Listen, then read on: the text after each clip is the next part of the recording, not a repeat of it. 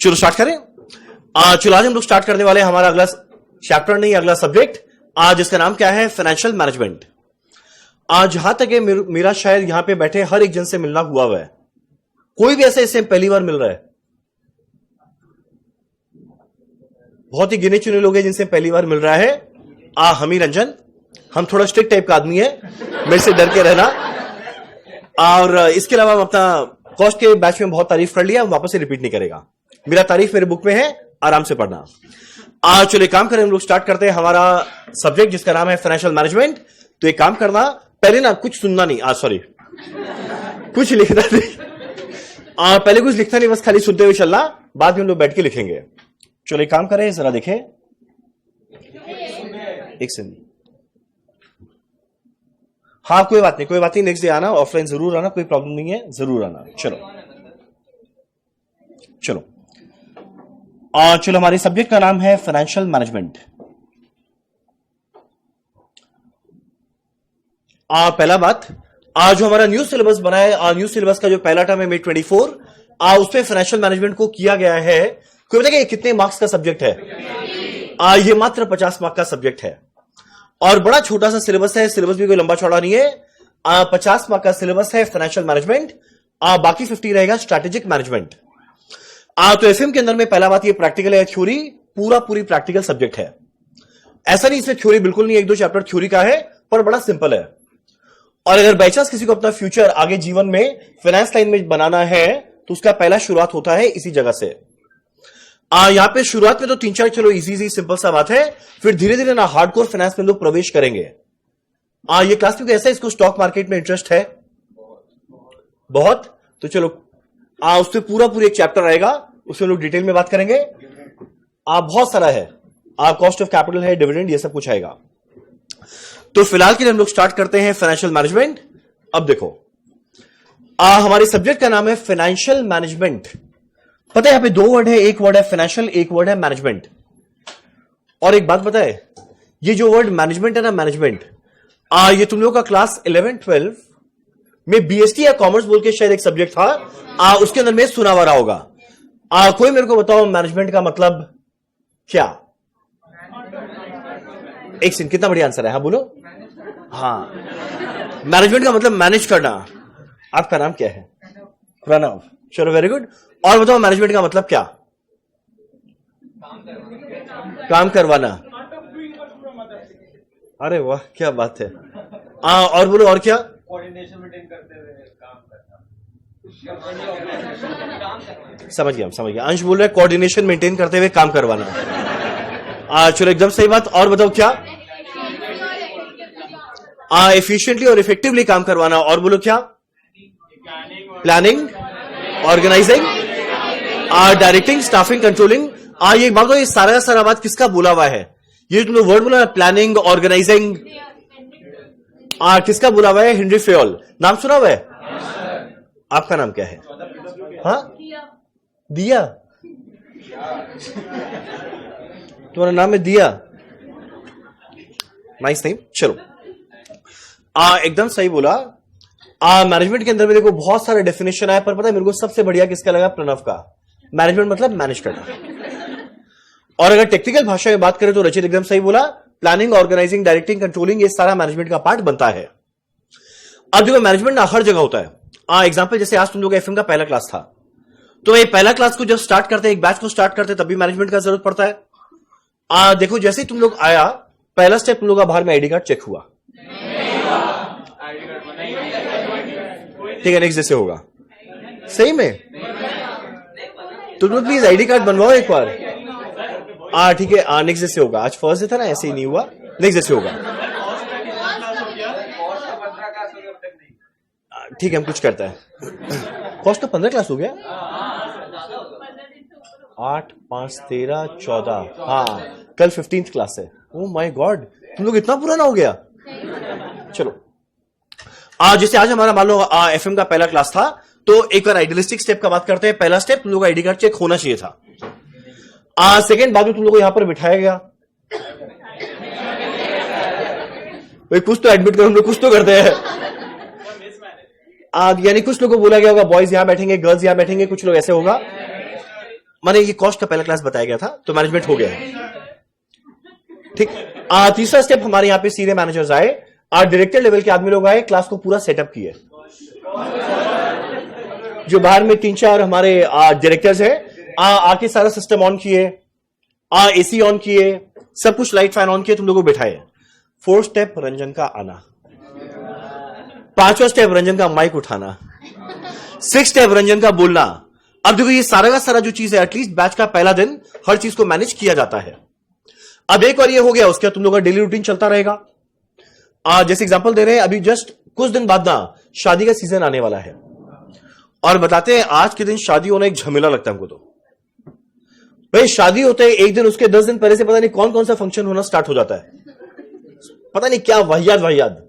एक होता है मेहंदी, एक होता है आई डोंट नो, हम लोग के जमाने में सब होता ही नहीं था। मेरे हिसाब से होना चाहिए सीधा शादी, वो भी जाके कोर्ट में करके खत्म करो। नहीं देखो, पैसा बचता है ना, पैसा बचता है, जो पैसा बचे उससे बाद भी ज्वेलरी लो। ये मेरा थॉट प्रोसेस है। चलो एनीवेज, देखो वो सारे फंक्शन को भी मैनेज करना है, तो भी क्या है मैनेजमेंट।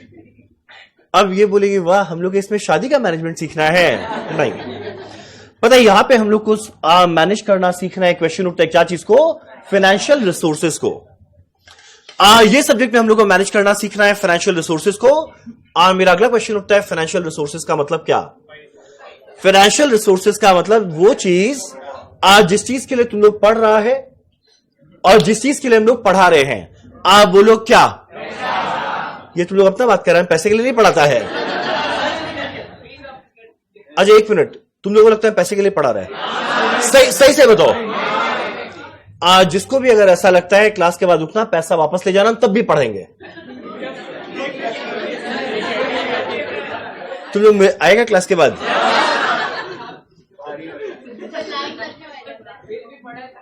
मैंने समझ में आ गया ना बोलने क्या चाह रहे हैं। देखो तो मेरा फाइनेंशियल मैनेजमेंट में पढ़ना क्या है, यहां पे हम लोग को मैनेज करना सीखना है।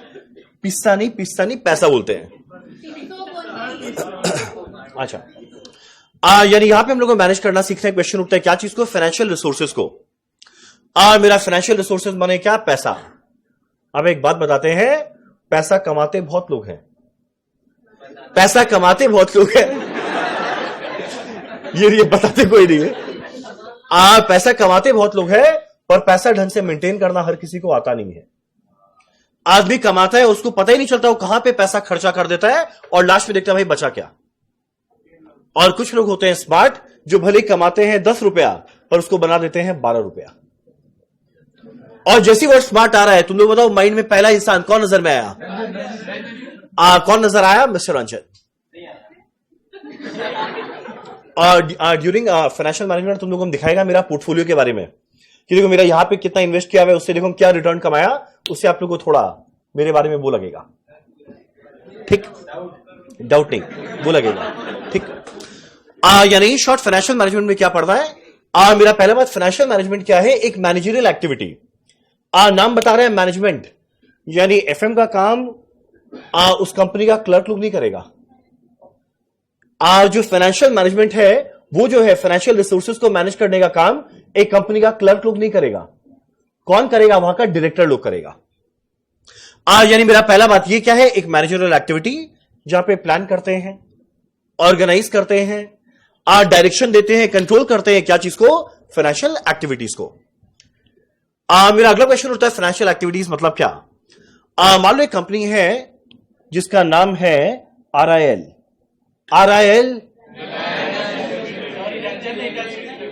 क्या? Ranjan industries limited. अब पता नहीं ये RIL बनेगा या RBL। नहीं, RIL भारत नहीं भैया, वो डिबेट में भी हमको नहीं जानना है, हम ये पॉलिटिक्स से दूर है भैया। नहीं, कुछ और था। मेरे यहां पे क्या है, रंजन इंडस्ट्रीज लिमिटेड। मालूम मेरे कंपनी को चाहिए कुल मिला के 10 करोड़ रुपया। क्यों चाहिए? मेरे को नया बिजनेस स्टार्ट करना है। मेरा पहला क्वेश्चन उठता है क्या मेरे पास 10 करोड़ रुपया है? आंसर है नहीं। ठीक, मालूम रंजन इंडस्ट्रीज लिमिटेड को चाहिए 10 करोड़, तो पता है ये पहले इवैल्यूएट करेगा भाई ये पैसा कहां से लेके आए। अभी हम लोग पूरा एफएम में जब बात करेंगे, हम लोग बात करेंगे कंपनी का। पता है, जब भी कंपनी पैसा लेके आता है, वो आइदर लेके आता है, बताओ ये वर्ड सुना है क्या? आइदर लेके आता है इक्विटी शेयर से, नाम सुना है? या लेके आता है डिबेंचर से, नाम सुना है? या फिर वो क्या करेगा, बैंक से लोन लेने के लिए जाएगा। मान लो ये है एचडीएफसी बैंक का चेयरमैन, वो है आईसीआईसीआई का। ये मेरे को बोला आपको लोन देंगे 12% में, वो मेरे को बोलता है आपको लोन देंगे 13.5% में। तुम लोग बताओ, एज अ रैशनल इंसान हम उस जगह से पैसा लाना चाहेगा जिस जगह मेरा खर्चा कम लगेगा। और एक और मेरा पैसा आ गया, मेरे को बहुत जगह इन्वेस्ट करना है, पता है पैसा वहां पे इन्वेस्ट करना चाहेगा, लाइन पूरा करना। आप पता है पैसा वहां पे इन्वेस्ट करना चाहेगा जहां पे मेरा रिटर्न कम है या ज्यादा है? तो भाई खर्चा लग रहा है कम, रिटर्न आ रहा है ज्यादा, तो जैसे ही दोनों को जोड़ेंगे मेरा प्रॉफिट बढ़ जाएगा। तो इवेंचुअल ऑब्जेक्टिव क्या है? मेरा प्रॉफिट मैक्सिमाइज करना। ये कैसे होगा? आइदर खर्चा कम कर और दूसरा रिटर्न मैक्सिमाइज। ठीक, तो ये बेसिक बैकग्राउंड था। चलो एक काम करते हैं, अब धीरे धीरे करके आगे जानते हैं, और पहले लिखते हैं दो शब्द। तुम लोगों को मेरा दो शब्द कैसा लगता है? क्या बात है, लाइव ऑनलाइन आंसर पे आंसर आ रहा है। क्वेश्चन हम पूछ नहीं रहे पर आंसर दिए जा रहे हैं। नहीं, पर ये लोग वो बताए ज्यादा कम, समझ में आया?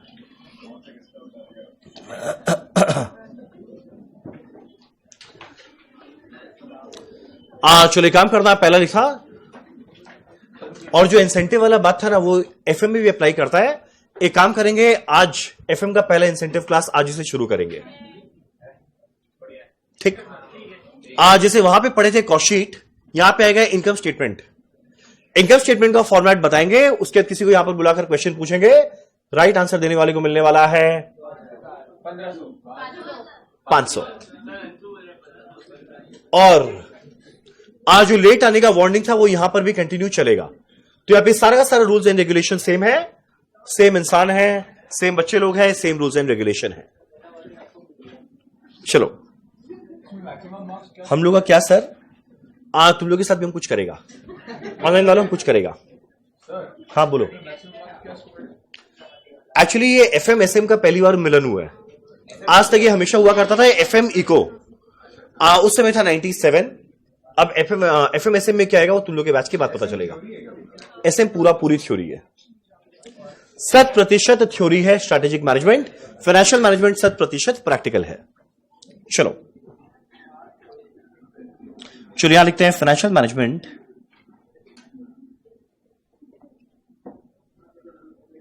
is a managerial activity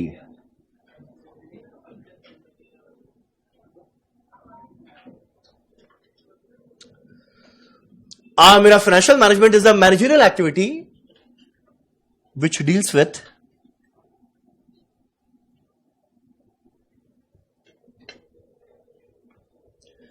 मेरा फाइनेंशियल मैनेजमेंट क्या है? एक मैनेजरियल एक्टिविटी जो डील करता है। अब वो कुछ हम 4 शब्दों का प्रयोग करेगा। एक सेकेंड, थोड़ा सा हम तुम लोगों के साथ गेम खेले। याद है कॉस्ट अकाउंटिंग के डेफिनेशन में हम 3 शब्दों का प्रयोग किया था, प्रिंसिपल्स, मेथड्स एंड टेक्निक। यहां पे हम 4 शब्दों का प्रयोग करेगा। मेरा पहला वर्ड है planning. Oh my god, very very late. कौन है भाई? दिखाओ, आपका नाम क्या है? हाँ, निकुंज। फर्स्ट वार्निंग, पर तुमको आज पहली बार दिख रहा है।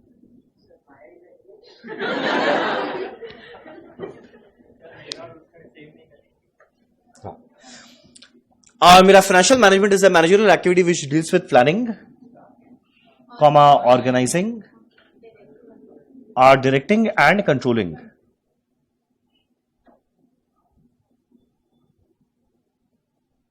the financial activities of an enterprise.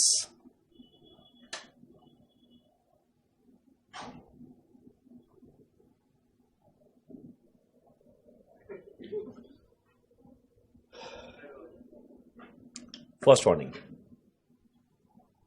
Actually इसको क्या ही वार्निंग दे, तुमको वार्निंग नहीं देंगे। तुम्हारे साथ तो तुम्हारी फैमिली का तो बहुत पुराना रिश्ता है।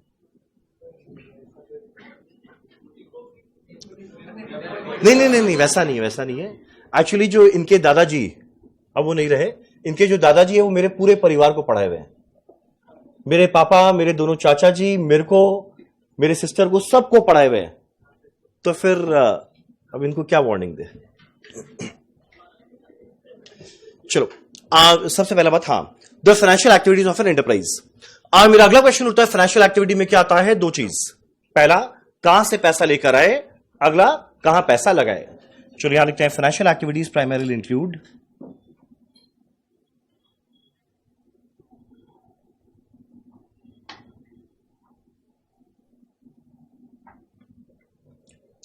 मेरा फाइनेंशियल एक्टिविटीज प्राइमरीली इंक्लूड दो चीज, पहला प्रोक्योरमेंट ऑफ फंड। कोई मेरे को बताएगा प्रोक्योरमेंट का मतलब क्या? प्रोक्योरमेंट माने क्या? पैसा लाना। इसका उल्टा पैसा लगाना मतलब क्या बोलेंगे?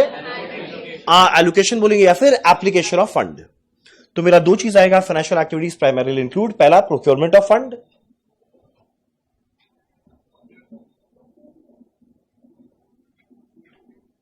and effective utilization of fund।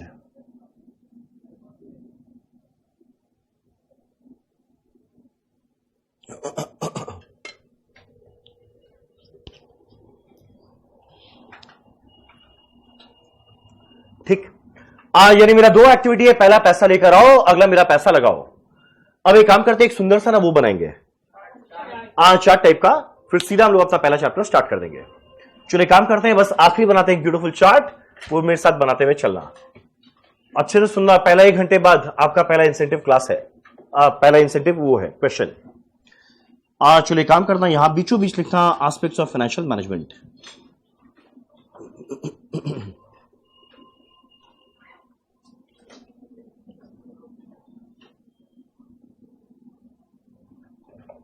बीचों बीच लिखना एस्पेक्ट्स ऑफ फाइनेंशियल मैनेजमेंट। यहां से निकलने वाला है 2 एरो। मेरा पहला एरो प्रोक्योरमेंट ऑफ फंड,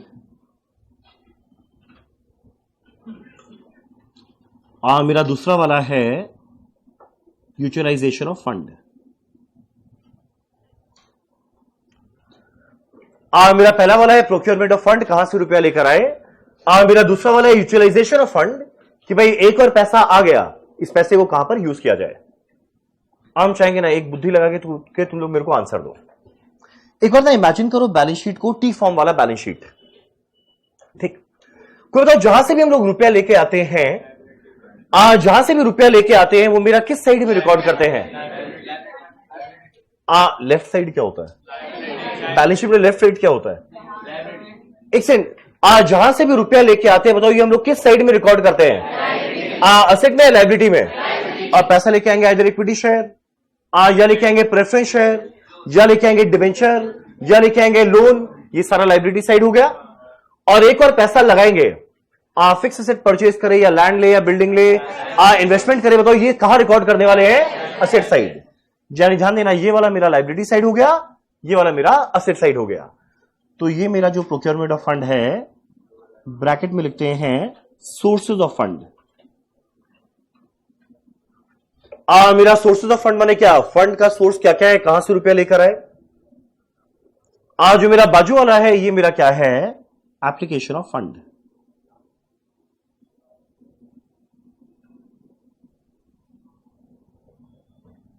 अब देखे तुम लोग अकाउंट्स कितना बढ़िया।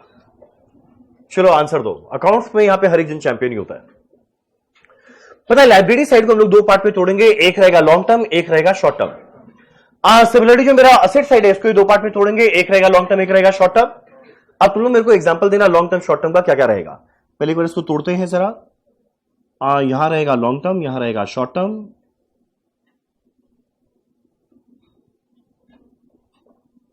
तुम लोग अकाउंट्स कौन से क्लास से पढ़ रहे हैं?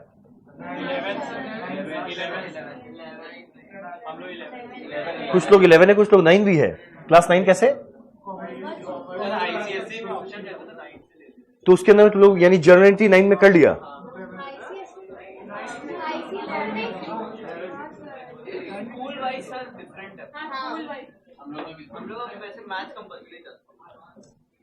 हाँ हम लोग तो पहली बार किए थे क्लास 11 में।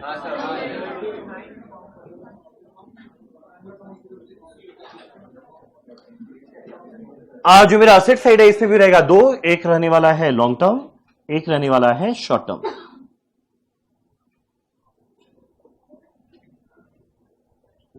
आप एक काम करो, कोई मेरे को बताओ, लाइबिलिटी साइड में जो शॉर्ट टर्म लाइबिलिटी होता है उसको अकाउंटिंग भाषा में हम लोग क्या वर्ड यूज करते हैं? मेरा करंट लाइबिलिटी, यानी यहां पे आने वाला है करंट लाइबिलिटी।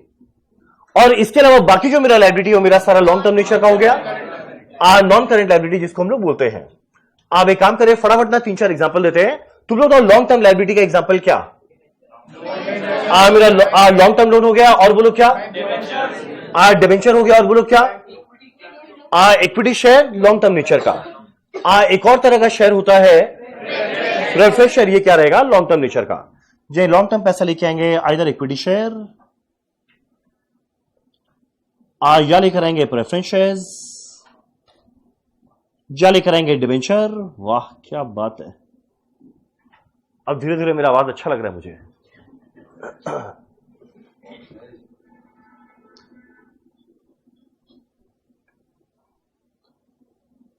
या लेके आने वाले हैं सर, आप ब्लर हो गए, एक मिनट, हम ब्लर हो गए।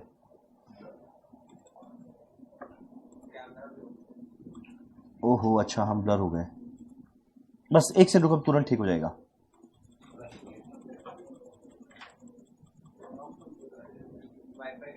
नहीं वाईफाई नहीं गया, मेरा वो कैमरा का फोकस वो हो गया था। चलो ठीक है, हम सही हो गए। चलो, और मेरा फोर्थ वाला क्या आने वाला है? Long term loan.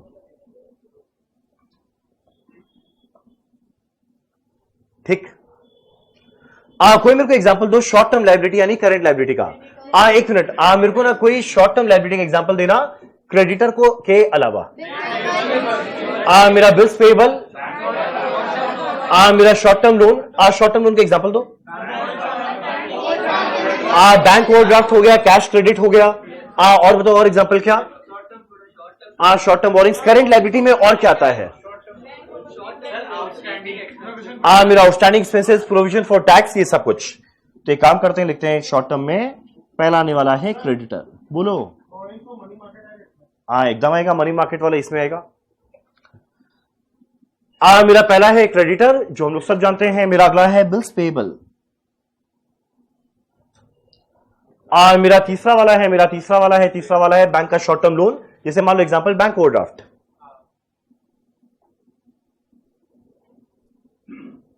ठीक, ये कुछ एग्जांपल है, बैठ के सारा नहीं लिख रहा है। ठीक, यानी कुल मिला के लाइबिलिटी साइड में ये सारा चीज जहां को हम लोग बांटे लॉन्ग टर्म शॉर्ट टर्म में। अब देखो एक और पैसा आ गया, मेरे को पैसे को लगाना है। पैसे को लगाएंगे आइदर लॉन्ग टर्म असेट में या फिर short term asset. Long term asset में क्या आएगा? आप एकदम सही बोला, फिक्स असेट। फिक्स असेट का एग्जांपल दो।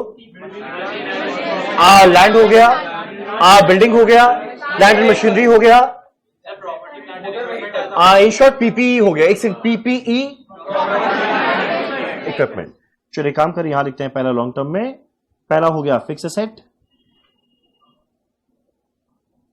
या फिर करते हैं लॉन्ग टर्म इन्वेस्टमेंट में।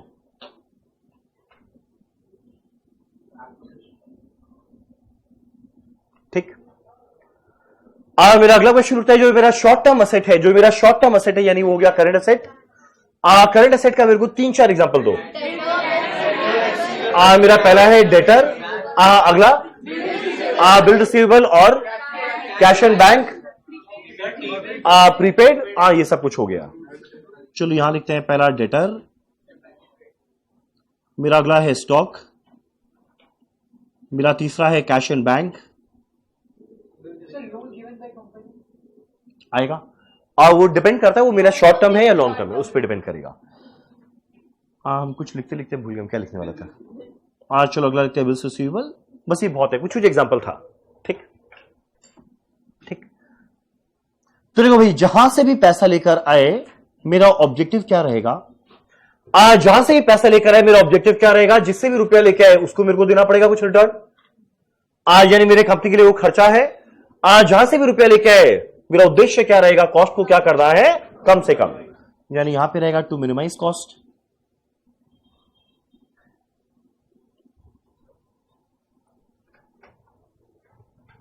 और भाई जहां पे भी रुपया लगाएंगे वहां पे मेरा ऑब्जेक्टिव क्या रहने वाला है? उस जगह पैसा लगा जहां से मेरा रिटर्न क्या आने वाला है, मैक्सिमम। तो यहां लिखते हैं ऑब्जेक्टिव टू मैक्सिमाइज रिटर्न।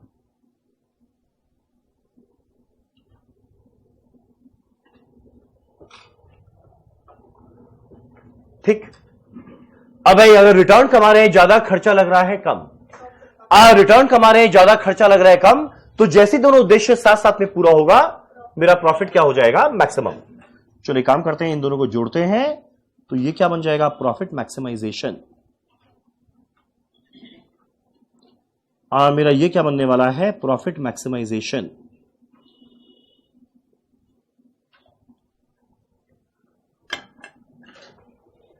मेरा इंट्रोडक्शन, ये जो इंट्रोडक्शन चल रहा है इसका आखिरी लाइन, फिर सीधा नया चैप्टर स्टार्ट, पहला चैप्टर स्टार्ट करते हैं।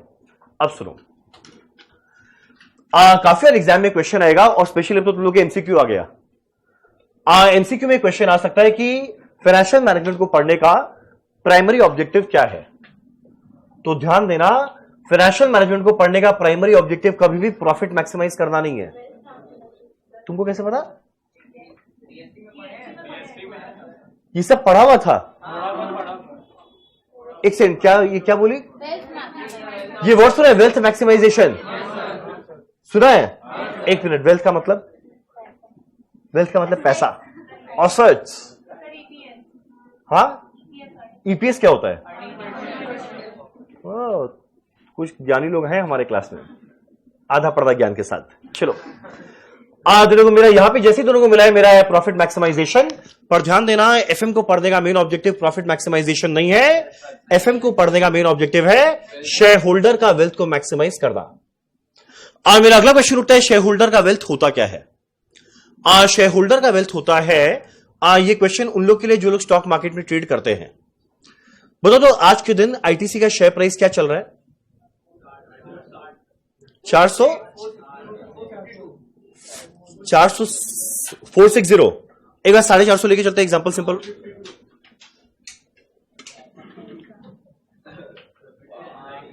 एक मिनट, आपका नाम क्या है?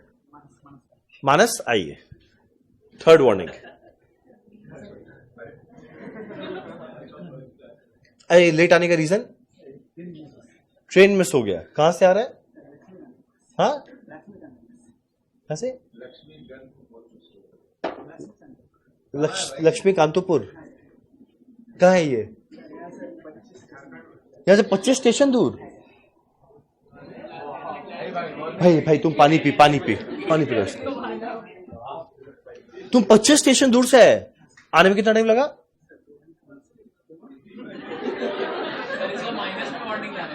भाई 2 घंटा लगे इसको आने में। हाँ, तुम्हारा वार्निंग -3 होना चाहिए। बाप रे बाप, तो तुम लाइव ऑनलाइन क्यों नहीं किया? अच्छा, मेरे प्रति तुम्हारा नाम को तो जो तुम वर्ड बोलते हैं तो डर जाता है कभी कभी। मेरे को लगा सबसे ज्यादा दूर से वो लोग आते होंगे जो हावड़ा लिलुआ में रहते हैं। कोई और ऐसा है जो 2-2 घंटा ट्रैवल करके आता है? 2 घंटा ट्रैवल करके आती है, कहां से?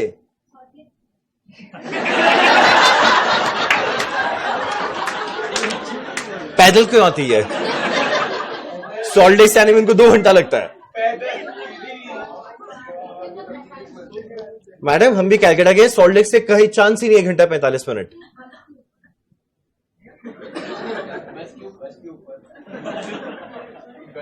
एक काम करना, अभी तुम वापस घर जाएगी ना, हम भी चलेगा, देखते हैं 1 घंटा 45 मिनट लगता है क्या।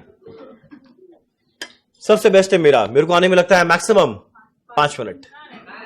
हम रहते हैं गिरीशपक, तुम पैदल आते हैं। हालांकि अभी हम लोग एक नया घर ले लिए, तो जब हम लोग वहां शिफ्ट हो जाएंगे तो मेरे को भी आने में लगेगा 1 घंटा प्लस। नहीं, जब हम लोग का होगा ना ओपनिंग, हम तुम लोग को बुलाएगा, तुम लोग आएगा। और पता है, किसी के गृह प्रवेश में आते हैं ना, सोना चांदी लेके आते हैं। खाली इंफॉर्मेशन दे रहे हैं, ऐसे खाली हाथ नहीं आते हैं, मतलब बता दे रहे हैं। चलो, हाँ तो बस बनने वाला ना घर।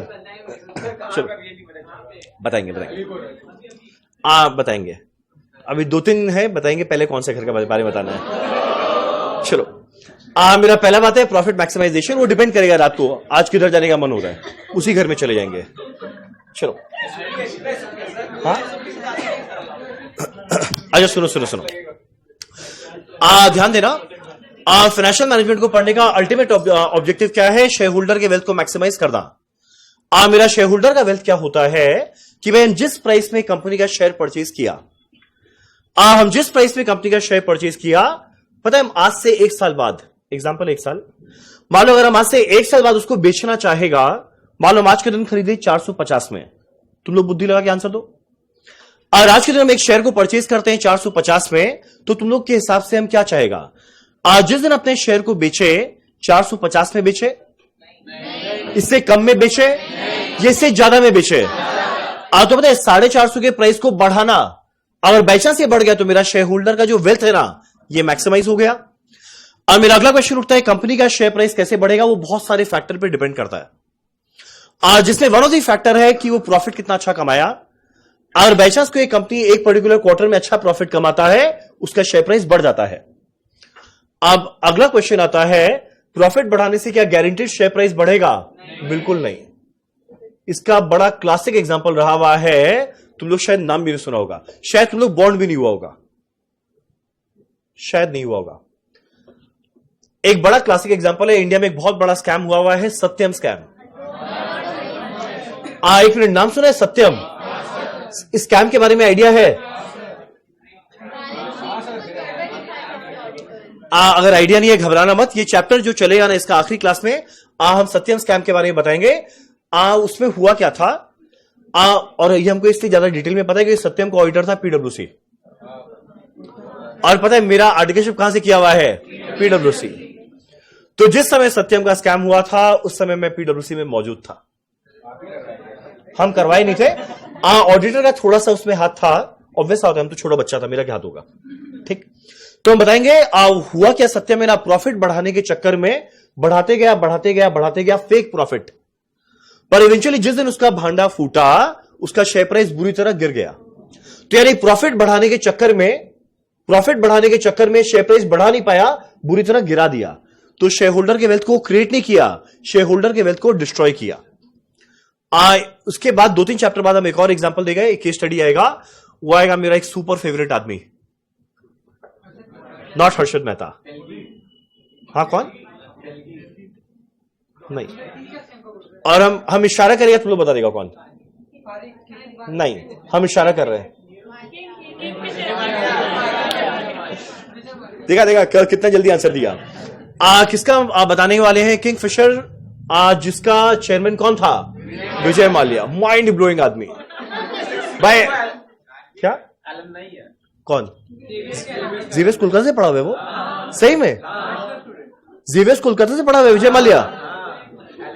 हमको पहले पता होता हम जाते ही नहीं उस कॉलेज में, हमको ऐसे लोग के साथ अपना नाम नहीं जोड़ना। चलो चलो एनीवेज, अब देखो, अब मेरा अगला क्वेश्चन उठता है, अगर बाई चांस कंपनी का प्रॉफिट बढ़ेगा ना, और जेन्युइन तरीके से बढ़ेगा, तो इससे शेयर होल्डर का वेल्थ बढ़ने का चांस है। पता है कारण क्या? थोड़ा ना माइक्रो इकोनॉमिक्स लगाना, ठीक। तुम लोग के 11 फाउंडेशन में था, जहां पे भी था। अब मान लो ये लेडीज लोग मेरे कंपनी में, सॉरी छोटी छोटी लड़की बच्ची लोग मेरी कंपनी में इन्वेस्ट की, इस उम्मीद के साथ कि इनको पहला साल के एंड में डिविडेंड मिले 5 रुपया पर शेयर। अब हुआ क्या, पहला साल इतना जबरदस्त तरीका से अपने बिजनेस को मैनेज किया कि पहला साल जबरदस्त प्रॉफिट कमाए, और भाई ऐसा प्रॉफिट कमाया कि इनका सोचा हुआ था इनको डिविडेंड मिलेगा 5, और पता है मैंने डिविडेंड क्या दे दिया? 5 नहीं, मैंने डिविडेंड दे दिया 7। इन्होंने डिविडेंड सोचा 5 रुपया मिलेगा, पर इनको डिविडेंड हम दे दिए 7 रुपया पर शेयर। क्यों? मेरा अच्छा प्रॉफिट कमाया हुआ था। तो एक बात बताए, जब किसी इंसान का जो एक्सपेक्टेशन होता है, अगर बाई चांस वो एक्सीड हो जाए, अगर बाई चांस जो एक्सपेक्टेशन रहता है, अगर बाई चांस वो एक्सीड हो जाए, तो पता है वो इंसान होता है बड़ा खुश, और अगर वो इंसान बड़ा खुश रहेगा ना, ये बाजार में जाके हल्ला करेगा। जैसे मालूम 5 की जगह 7 रुपए डिविडेंड देना स्टार्ट किया, लड़की लोग पगला जाएगी, सब जाके बाजार में हल्ला करेगी, यार मैं ऐसी कंपनी में इन्वेस्ट किया थी जहां सोचे 5 रुपया मिलेगा, मेरे को 7 मिल गया। अब इमेजिन करो जब ये मेरा गुडविल बढ़ेगा, जब मेरे कंपनी के बारे में लोग इतना तारीफ करेगा, तो हर एक जन मेरे कंपनी का शेयर परचेज करना चाहेगा। अब ना तुम लोग मेरे को एक दो आंसर देना। हर एक जन मेरे कंपनी का शेयर परचेज करना चाहेगा, यानी मेरे कंपनी के शेयर का डिमांड बढ़ेगा। कोई ना डिमांड बढ़ेगा पर बेचने वाला कोई नहीं है, सप्लाई कम है, डिमांड बढ़ेगा। प्राइस गिरेगा, बढ़ेगा। और भाई अगर प्राइस बढ़ेगा ये लोग और खुश हो जाएगा, बोले भाई वाह क्या कंपनी है। एक तो डिविडेंड देता है मस्त वाला, ऊपर से जो मेरा प्राइस में हम इन्वेस्ट किए वो शेयर प्राइस भी बढ़ रहा है, ये लोग जाके और हल्ला करेगा। और अगर ये जाके और हल्ला करेगा और लोग खरीदना चाहेंगे तो शेयर प्राइस और बढ़ेगा। तो बाई चांस कोई स्टॉक मार्केट को ट्रैक करे वो लोग देखेगा ना, जब किसी कंपनी का शेयर प्राइस बढ़ना स्टार्ट होता है ना, वो लगातार बढ़ते चलता है, बढ़ते चलता है, बढ़ते चलता है। और वही अगर बाई चांस किसी का गिरना स्टार्ट होता है ना, वो लगातार गिरते चलता है। इसमें एक बहुत बड़ा कारण होता है इन्वेस्टर का सेंटीमेंट। ये वर्ड तुम लोग इकोनॉमिक टाइम्स में देखेंगे, इन्वेस्टर सेंटीमेंट। तो भाई संसार का हर एक मार्केट डिपेंड करता है जो कस्टमर है, जो कंज्यूमर है, उसके इस कंपनी के प्रति कैसा सेंटीमेंट है। अगर बाई चांस हम उसको इमोशनली सेटिस्फाई किया है, मेरा कंपनी उसको इमोशनली सेटिस्फाई किया है, वो बड़ा खुश होगा। और भाई अगर वो खुश हो गया ना, जाके पगला जाएगा, इतना शेयर और परचेज करना चाहेगा कि इसका शेयर प्राइस बढ़ना स्टार्ट होगा। तो इवेंचुअल ऑब्जेक्टिव ध्यान देना, अल्टीमेट ऑब्जेक्टिव ध्यान देना, प्रॉफिट को बढ़ाना नहीं है। एक मिनट, जब वर्ड क्या यूज किया था, क्या बढ़ाना है? शेयर होल्डर के वेल्थ को मैक्सिमाइज करना। चलो एक काम करना, बस नीचे एक लाइन, लास्ट लाइन लिखना।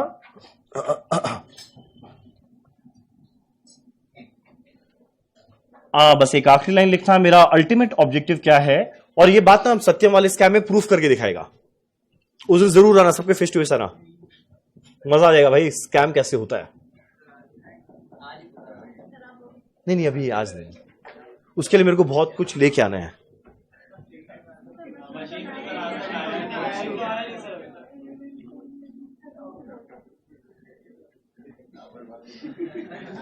मेरा अल्टीमेट ऑब्जेक्टिव क्या है? शेयर होल्डर का वेल्थ को मैक्सिमाइज करना, शेयर होल्डर्स वेल्थ मैक्सिमाइजेशन। तो एकदम ध्यान देना, प्राइमरी ऑब्जेक्टिव प्रॉफिट मैक्सिमाइजेशन नहीं होता। ये हमेशा क्या रहता है? शेयर होल्डर का वेल्थ का मैक्सिमाइजेशन। और मेरा शेयर होल्डर का वेल्थ क्या होता है? जिस प्राइस में वो इन्वेस्ट किया वो प्राइस एटलीस्ट बढ़ जाए। तुम लोग सुना था बीच में LIC का IPO आया था? तुम लोग सुना नहीं है? एक मिनट, कितने लोग सुने हुए LIC का IPO आया था? बाकी लोग क्यों नहीं सुने? बाकी लोग को ये सब आइडिया करीना कपूर का कितना बच्चा लोग हो रहा है।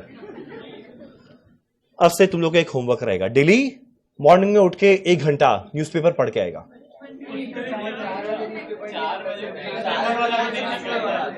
या हमें काम करेगा, आज तुम लोग टेलीग्राम ग्रुप के अंदर में हम डे का जो इंपॉर्टेंट न्यूज है डालना स्टार्ट करें। वो हम स्टार्ट करें, दिन का 4-5 जो इंपॉर्टेंट न्यूज है उसका हम समरी डाल देगा, वो पढ़ के आएगा। हाँ तब ठीक है।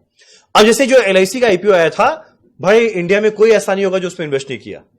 हर एक जन अप्लाई कर दिया, हर एक जन अप्लाई कर दिया इस उम्मीद में कि हम लोग तो माला माल हो जाएंगे। और यकीन मानो हर एक जन को अलॉटमेंट आ गया। और जिस दिन उसका लिस्टिंग हुआ तो माला माल नहीं, वो कंगाल हो गया। उससे बड़ा कंगाल क्या था? एक और कंपनी का IPO, बोलो कौन सा? पेटीएम, जोमैटो। भाई जोमैटो में अभी मेरा आज के दिन 85% रिटर्न चल रहा है, 85% रिटर्न, मजा आ गया। चलिए वैसे हाँ, पेटीएम जैसे डुबाया। यानी जिस प्राइस में हम लोग इन्वेस्ट किया, अगर बाई चांस प्राइस गिर जाए तो मेरा वेल्थ को डिस्ट्रॉय कर दिया, अगर वही प्राइस बढ़ जाए मेरे वेल्थ को क्रिएट कर दिया। डन। चलिए काम करें, हम लोग स्टार्ट करते हैं हमारा आज का पहला चैप्टर। जरा हेडिंग लिखा, सबसे पहले आज बात करते हैं रिस्क के साथ। हेडिंग लिखा लेवरेज। सराय पेटीएम का शेयर, ओके वेरी नाइस। हाँ एसी से हवा आ रहा है, एसी का काम वही है एक्चुअली। बस 1 मिनट रुक जाओ। चलिए काम करें, पहला चैप्टर लिखते हैं लेवरेज। सबसे पहले इसमें पढ़ना क्या है, तो एक से रुको ना, ये सब बाद में। एक मिनट ये बाद में। पहले बताओ फाइनेंशियल मैनेजमेंट का डेफिनेशन। 1 सेकेंड। मेरा financial management is a dash managerial activity which deals with चार keyword: planning, organising, directing and controlling. बताओ कौन सा एक्टिविटी? Financial activity. यानी फाइनेंशियल एक्टिविटी में 2 चीज आएगा, पहला प्रोक्योरमेंट ऑफ फंड। आज मेरा अगला यूटिलाइजेशन ऑफ फंड। कोई बताओ procurement of fund balance sheet का कौन सा साइड? आज मेरा यूटिलाइजेशन। आज मेरा लाइबिलिटी को बांटेंगे दो पार्ट में, क्या क्या? Long term short term. Asset को बांटेंगे दो पार्ट में, long term short term. Liability long term का दो तीन example, equity share, preference share, debenture. Short term का, शॉर्ट टर्म का, शॉर्ट टर्म का क्रेडिटर हो गया, बिल्स पेबल हो गया, बैंक ओवरड्राफ्ट हो गया, ये सब। मेरा long term asset, fixed asset या long term investment, short term asset, debtor, stock, cash, वो हटाओ। अगला वो हटाओ। उधर से पैसा लेके आएंगे जहां मेरा कॉस्ट कम से कम लगे, उधर में पैसा लगाएंगे जहां पे मेरा रिटर्न। जैसे दोनों को जोड़ेंगे क्या बन जाएगा? Profit maximization. पर अल्टीमेट ऑब्जेक्टिव मेरा क्या रहेगा? शेयर होल्डर का वेल्थ को मैक्सिमाइज करना। चलिए काम करते हैं, लिखते हैं लेवरेज। सबसे पहले topics to be covered.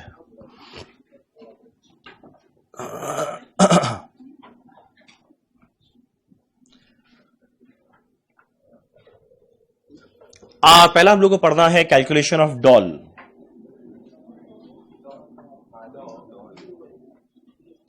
Calculation of doll, DOL।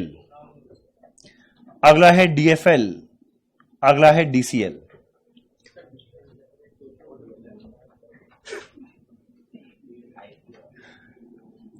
मेरा अगला है impact of preference dividend on leverage.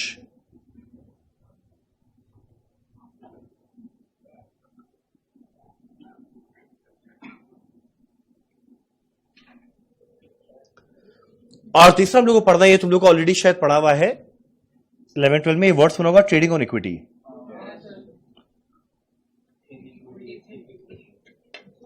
वहां बड़ा शॉर्ट में पढ़ा होगा, यहां बड़े विस्तार में जानेंगे।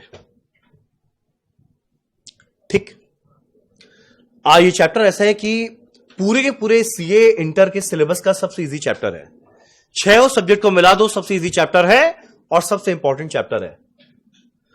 जिस दिन से हम पढ़ाना स्टार्ट किया है 11 साल हो गया, एक भी ऐसा टर्म नहीं जिस टर्म में इस चैप्टर से क्वेश्चन नहीं पूछा गया। यानी हर टर्म में क्वेश्चन आएगा, इधर आएगा 5 मार्क का, या आएगा 10 मार्क का। जनरली आता है 10 मार्क का, और ये महा लल्लू चैप्टर है। अब एक काम करें, स्टार्ट करते हैं। चैप्टर में क्या लिखा गया भाड़ में, पहले नॉर्मल हम बस 5 मिनट बात करेगा और सुनते चलना, अपने आप पता चलेगा चैप्टर खत्म हो गया। हम चाहेंगे अगला 5 मिनट सबका ध्यान मेरी ओर केंद्रित करें। चलो सुनो। मान लो मेरा कंपनी जिसका नाम है रंजन इंडस्ट्रीज लिमिटेड, पता है ये क्या बनाता है? तुम लोग बताओ क्या बनाए? कॉस्ट का पहला क्लास में हम लोग जाने थे सिगरेट बनाना। तुम लोग तो आज तुम लोग क्या चीज के बारे में जानना चाहेगा? परफ्यूम। मतलब बंदा नशेड़ी है। नहीं, अब हम लोग आज नहीं पान मसाला जाने? पान मसाला, बीड़ी, वेरी चीप। भाई नहीं, कल जन्माष्टमी मना के आए, आज मुझे अच्छा वो रहने दो। ये सब गंदा चीज हम लोग नेक्स्ट डे कर लेंगे। आज हम लोग बनाना सीखेंगे पेन।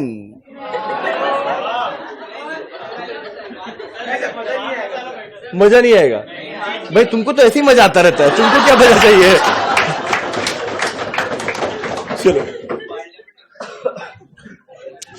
एक काम करते हैं, नहीं आज हम लोग नेक विचार का बात करेंगे।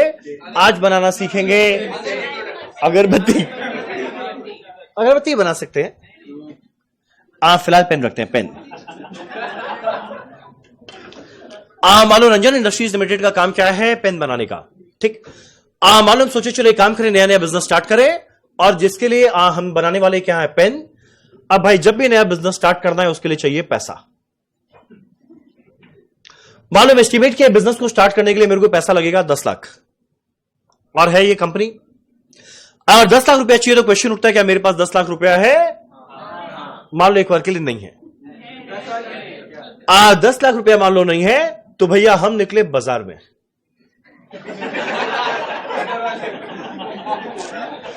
तुम लोग क्या बोले, हम बताओ। सही में मतलब हर चीज को पता है अंश कहां ले जाता है। ठीक। मान लो हम निकले बाजार में पैसा अरेंज करने के लिए। पता है मुझे बाजार में कौन मिले? 2 लोग। अंश तुमको आना है? नहीं नहीं, अंश को नहीं लाते हैं, अंश को नहीं लाते। एक लेके आते हैं यश को, एक लेके आते हैं रोनित को। ठीक, एक हमारा यश है, तुम यश है ना, और तुम रोनित है। ठीक, अब देखो हम क्या करने वाले इन लोग दोनों के साथ। ठीक, मान लो एक है यश, एक है रोनित। हम इन दोनों के पास गया, हम बोला अब सुनो ना भाई, मेरे को एक बिजनेस स्टार्ट करना है जिसके लिए मेरे को चाहिए 10 लाख रुपया, क्या मेरे को 10 लाख रुपया देगा? बोला मांगे भी तो 10 लाख, 10 करोड़ आपके लिए हाजिर है। हम बोला ना ना, मेरे को खाली 10 लाख दो, उससे मेरा काम हो जाएगा। अब ये लोग बोलता है 10 लाख रुपया देंगे जरूर, पहले ये बताइए उसके अगेंस्ट आप क्या देंगे? पापी दुनिया भाई, पैसा दिया नहीं उसके पहले बोलता है आप क्या देंगे। पर देखो बात लॉजिकल है, जब भी एक इंसान पैसा देता है उसके अगेंस्ट में हमेशा कुछ साथ में अगेंस्ट में कंसिडरेशन चाहेगा। हम बोला देख भाई, अब ना ऑल्दो शायद तुम लोग सुना हुआ है ये word equity share, word debenture, ये सब वर्ड सुना होगा। सिर्फ इसके अंदर में ना मेरे को बस 1-2 आंसर देना। हमने देखो ये मेरा कंपनी, अगर हम पैसा लेंगे तो हम ले सकते हैं आइदर इक्विटी शेयर के द्वारा या डिबेंचर के द्वारा। अब यश बोला ये इक्विटी कितनी बड़ा सुंदर लग रहा है, ये क्या होता है? हम बोला देख, अगर तुम इक्विटी शेयर के द्वारा मेरे को पैसा देगा तो तुम इफेक्टिवली इस कंपनी का ओनर है। हर एक लाइन सुनना, हर एक लाइन। आज हम इसको क्या बोला, अगर तुम इक्विटी शेयर के द्वारा पैसा देगा तो तुम इफेक्टिवली इस कंपनी का ओनर है। ये बोलेगा हम ओनर बन जाएंगे। हम बोला हाँ। ये बोलते यानी जितना प्रॉफिट आएगा सब मेरा। हम बोला जितना प्रॉफिट आएगा सब तेरा, पर सारा लॉस भी तेरा। तब ये बोलेगा यानी थोड़ा तो रिस्क है। हम बोला थोड़ा नहीं, पूरा पूरी रिस्क है। 1 मिनट, हम 3-4 लाइन बोला, बताओ तुम लोग ये 3-4 लाइन समझा? तुम लोग बताओ कंपनी का ओनर कौन होता है? डायरेक्टर होता है, इक्विटी शेयर होल्डर? ये बात पता था। आज जो लास्ट में प्रॉफिट बचता है उसमें कुछ डिविडेंड के फॉर्म में मिल जाएगा, बाकी रिजर्व में चला जाएगा, पर इवेंचुअली हक किसी का है। आज यानी जितना है वो इक्विटी वाले का है, तो प्रॉफिट इसका है, लॉस भी इसका है। यानी पता है रिस्क कौन ले रहा है? हमारा इक्विटी शेयर होल्डर। ये बोलता है मुझे रिस्क लेना पसंद है, मैं इक्विटी शेयर के द्वारा पैसा दूंगा। हम बोलेगा कितना? ये बोला 6 लाख। हम बोला चलो ठीक, यश से मैं लेकर आया 6 लाख रुपया, इसके अगेंस्ट में हम इसको देने वाला है 6,000। 6,000 60,000 कर देते। इसमें हंसने का कुछ था नहीं।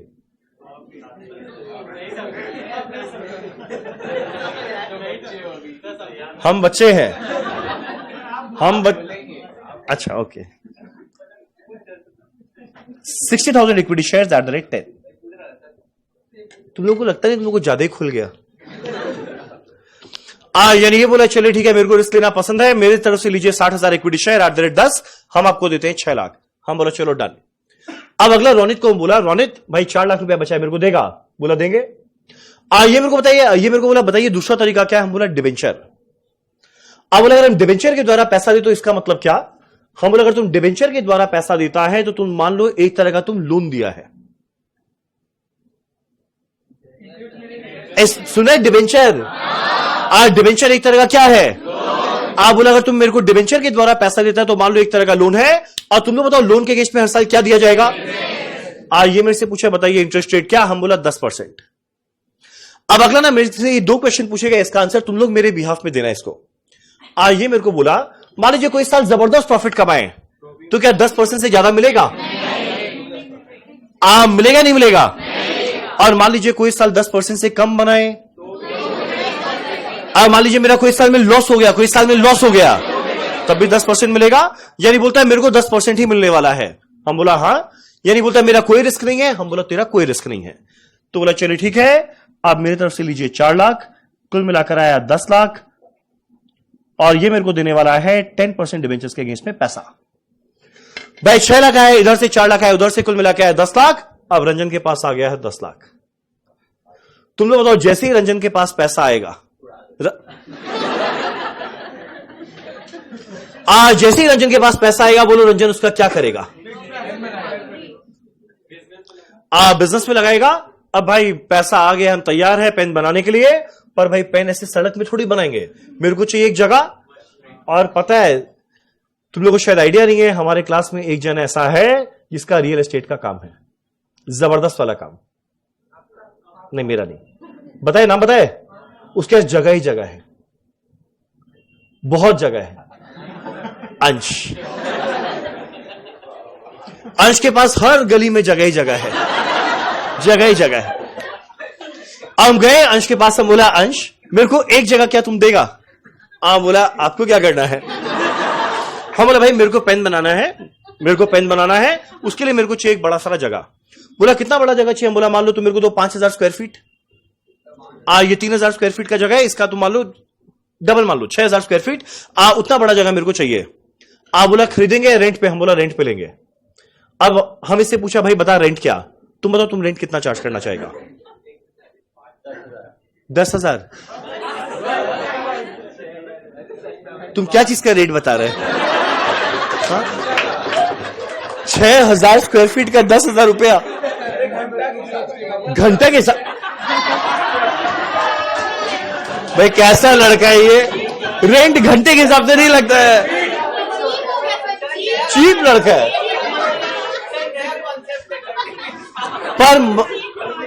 पर मंथ कितना लेगा? पर मंथ बताओ कितना लेगा? रेंट बताओ कितना लेगा? 6 लाख रुपया पर मंथ। इन्होंने कहा 6 लाख रुपया पर मंथ, यानी साल भर का आता है 6 लाख इंटू 12 72 लाख। हम इसके साथ नेगोशिएशन करेगा ऑब्वियसली। इन्होंने कोट किया 72 लाख, हम नेगोशिएट किया, फाइनल सेटलमेंट हुआ है 3 लाख पर एनम में। तो मान लो जगह का रेंट है 3 लाख रुपया पर एनम। कोई काइंड वाइंड में नहीं है, जो है सब कैश में है। कितना दे रहे हैं? 3 लाख रुपया पर एनम। चलो नॉर्मल बात। तो भाई देखो पैसा आ गया, जगह आ गया, रंजन तैयार है पेन बनाकर बेचने के लिए। ठीक, अब यहां पे ना पता है इनकम स्टेटमेंट का फॉर्मेट बनाएगा, अगला 7-8 लाइन ढंग से सुनना, चैप्टर खत्म हो जाएगा। ये बोलेगी चैप्टर खत्म? यस चैप्टर खत्म, चैप्टर खत्म। ईयर 1। चलो भैया हम बनाने जा रहे हैं ईयर 1। एक सेकंड रुक जाओ, इस सबको हम काट के नीचे ले जाए।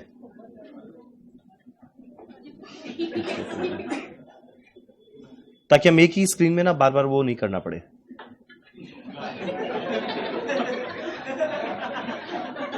एक सेकंड, एक सेकंड।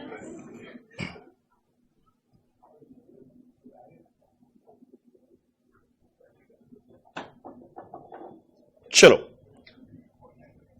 अब एक काम करना, तुम लोग ने मेरा प्रॉफिट कैलकुलेट करने में थोड़ा हेल्प करना। मालूम पहला साल हमने लिखना कुछ नहीं लिखना, सब लिखेंगे बाद में। मालूम पहला साल मैंने जम के मेहनत किया और पता है कितना नंबर ऑफ पेन बनाकर बेचा? 10,000। पहला साल मैंने 10,000 पेन बनाकर बेचा और मान लो सेलिंग प्राइस क्या है पर पेन का? 100 रुपया। एक मिनट, ये वाला पेन है, ये वाला पेन।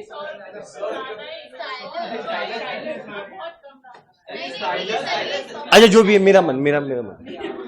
मालूम बेच रहे हैं 100 रुपया पर पेन में। ठीक, तुम लोग मेरे को ना फटाफट कैलकुलेट करके बताते चलना। मेरा सेल वैल्यू क्या आएगा? 100 रुपया पर पेन। 10,000 पेन बेचे, कितना आने वाला है? 10 लाख। तो भाई सेल वैल्यू आया है 10 लाख। ठीक, अब माइनस करना है मेरा कॉस्ट। अब सुनो, मेरा कॉस्ट होता है दो तरीका का, एक होता है वेरिएबल कॉस्ट, एक होता है फिक्स्ड कॉस्ट।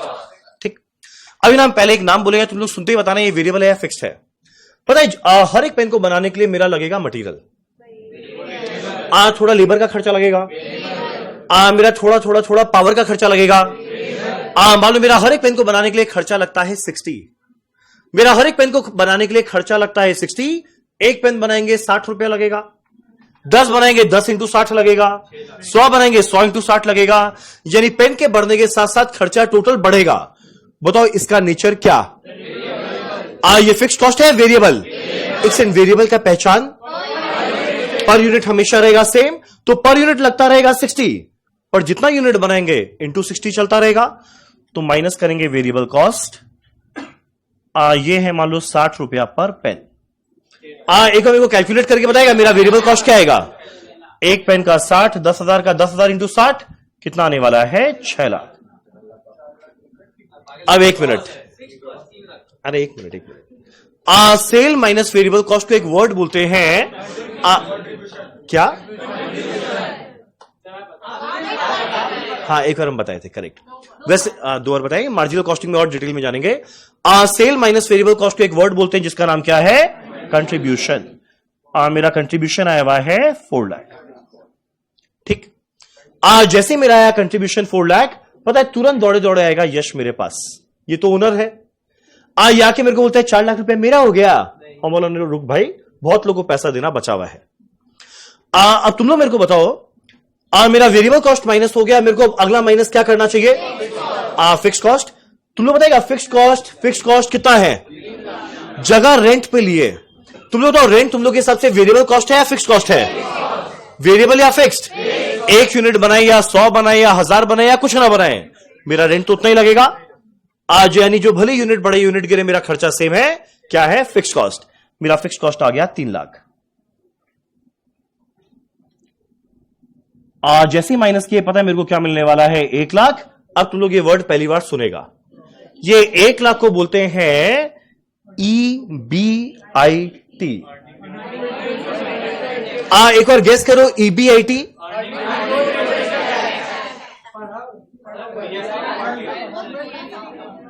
ये वर्ड सुना हुआ था। मेरा EBIT है earning before interest and tax. नाम खुद बता रहा है अर्न कितना किए before paying interest and tax.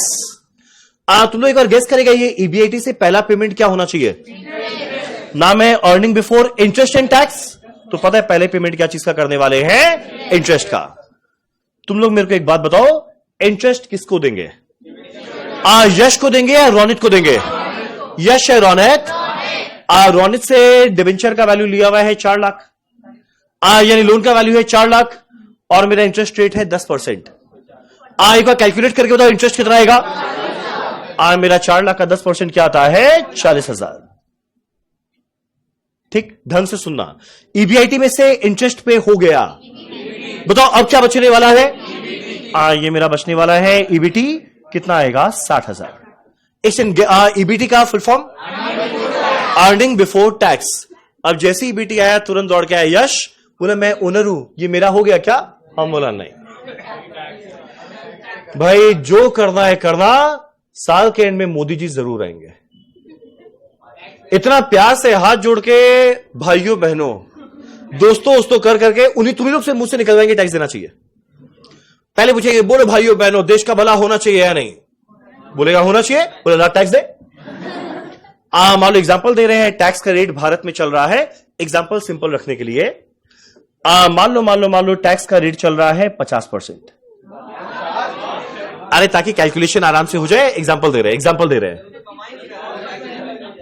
अरे एग्जांपल, अच्छा क्या करना है? अच्छा एग्जांपल दे रहे हैं। एक बात बताओ, प्रॉफिट कमाया हुआ है 60,000, इसका 50% टैक्स दे देंगे। 60,000 का 50% क्या आएगा? 30,000, तो माइनस हुआ 30,000, ये आया 30,000।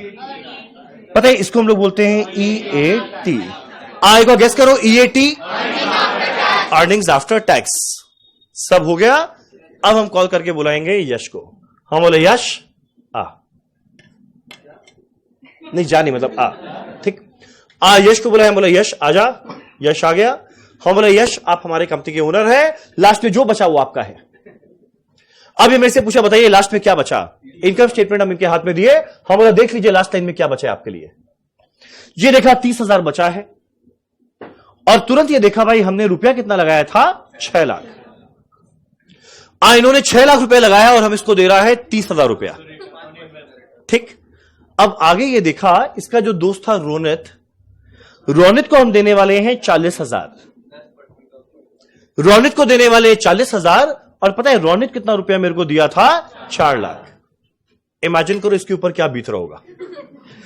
रोनित खाली 4 लाख रुपया दिया, मैं इसको 40,000 दे दिया और ये मेरे को बेचारा 6 लाख रुपया दिया और हम इसको क्या देने वाला है? खाली 30,000। अब ये मेरे को तुरंत बोला श्योर आप 30,000 देंगे? हम बोला एकदम। बोला सोच के बोली? हम बोला एकदम। बोला आप मेरे से 6 लाख रुपया लिए, 30,000 रुपया पकड़ा रहे और मेरा दोस्त से आप खाली 4 लाख रुपया लिए, उसको 40,000 दे रहे हैं, ये कहां का इंसाफ? हम बोला ये सब छोड़ो, आप ओनर है ओनर। बोला भागने का ओनर। फिर मेरे को वापस से दिया ये 3 गंदा गाली। हम बोला सुन ढंग से बात कर। बोला ढंग से बात करने लायक आप आदमी नहीं है। हमारा तुम एक काम करो, निकलो यहां से, अब अगले साल मिलना। अब कोई रंजन को इतना सुना के चले जाए, रंजन क्या करेगा? जब रंजन को इतना सुना के चले जाए, रंजन क्या करने वाला है पता है?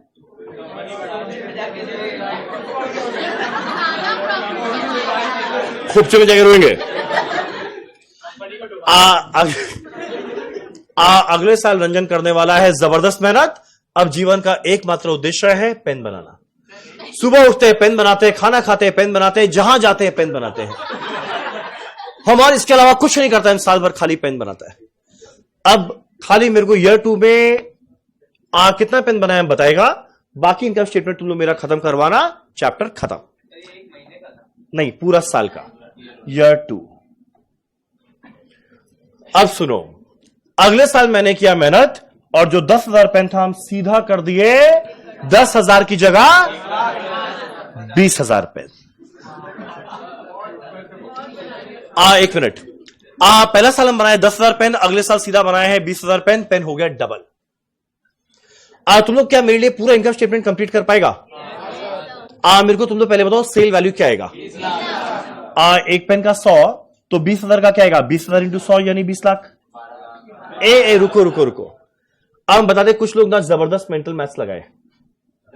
हम बताते हैं तुम लोग के माइंड में क्या आया, हम बताते हैं। पूरा क्लास क्या सोच रहे हैं बताते हैं। रुका ना, एक मिनट। पूरा क्लास तुरंत कैलकुलेट किया होगा। पेन हुआ डबल, सेल हुआ डबल, प्रॉफिट भी डबल। माइंड में आया है? 100% आया है। एक मिनट, कितने लोग का है? सही से बताना कितने लोग का है? Pen double, sale double, profit double. कितनों के माइंड में आया प्रॉफिट डबल? भाई कोई तो बोल। एक मिनट, एक जन क्या है? एक जन के हिसाब से प्रॉफिट हो रहा है डबल। ये इसलिए हाथ उठाया, इसको लगा हम इंसेंटिव देगा। आप गाली खाना डिजर्व करते हैं। ये अपना कैलकुलेट करके बैठा है, प्रॉफिट होने वाला है डबल। एक मिनट, तुम लोग के हिसाब से प्रॉफिट डबल होगा या नहीं होगा? डबल से कम होगा या डबल से ज्यादा होगा? कम या ज्यादा? एक मिनट, अब एक मिनट, एक बार जरा कैलकुलेट करके देखते। एक बार का मशूम करें, तुम लोग मान लिया डबल हो रहा है, ठीक। अब एक काम करें, फटाफट नंबर्स कैलकुलेट करते हैं। मेरा वेरिएबल कॉस्ट एक का 60, 20,000 का 20,000 इंटू 60 कितना आने वाला है? 12 लाख। यानी मेरा कंट्रीब्यूशन आने वाला है 8 लाख। एक मिनट, अरे रुको ना, ठीक। मेरा कंट्रीब्यूशन आने वाला है 8 लाख। अब तुरंत आएगा मेरे पास, ये रेंट किससे लिया था? अंश। तुरंत आएगा नेक्स्ट ईयर मेरे पास अंश मेरे को आके बोलेगा, सुने बड़ा पेन बेचे हैं। बोला बेचे तो है। बोले अगर इतना पेन बेचे हैं तो रेंट तो थोड़ा बढ़ेगा।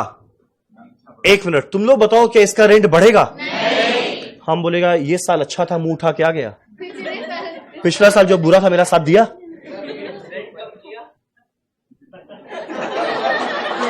मुंह पे मारेंगे 3 लाख, धक्का मार के निकालेंगे। गलत बात क्यों है? अच्छा, जगह उसका था, मतलब इज्जत का 3 लाख रुपए देंगे और धक्का प्यार से निकालेंगे। यानी ध्यान देना, जो मेरा फिक्स कॉस्ट है, भले यूनिट बढ़े या यूनिट गिरे, मेरा फिक्स कॉस्ट तो रह जाएगा सेम। यानी पता है मेरा रेंट क्या लगने वाला है? फिक्स कॉस्ट लगने वाला है 3 लाख। यानी मेरा ईबीटी आएगा 5 लाख। अब बुद्धि लगा के अगला आंसर दो। मेरा अगला आने वाला है रोनित। रोनित आके मेरे को बोलता है, सुने बड़ा पेन बेचे हैं। हम बोला आगे बात नहीं करना, तुम लोग बताओ इसको इंटरेस्ट क्या देगा? क्या देंगे? एग्जैक्ट 40,000। तो भाई इसको भी दिए हैं 40,000। यानी मेरा ईबीटी कितना आ गया है? 4,60,000। अगला आएंगे मोदी जी। मोदी जी से लड़ना नहीं है, जो मोदी जी बोले तुरंत कर दो, अदरवाइज मोटा भाई उनके पास है। एक सेकंड, मोटा भाई आइडिया तुम लोग को पता है? मेरा एक सपना है कि बड़ा होके ना हम प्राइम मिनिस्टर बनना चाहेगा। ये जेन्युइनली मेरा सपना है। और कितना बड़ा मैंने क्या, अभी एज ही क्या है? ये तो जस्ट आज शायद यही रीजन है कि हम इतने साल पढ़ा रहे हैं और पढ़ाएंगे ताकि एक वोट बैंक इकट्ठा हो जाए।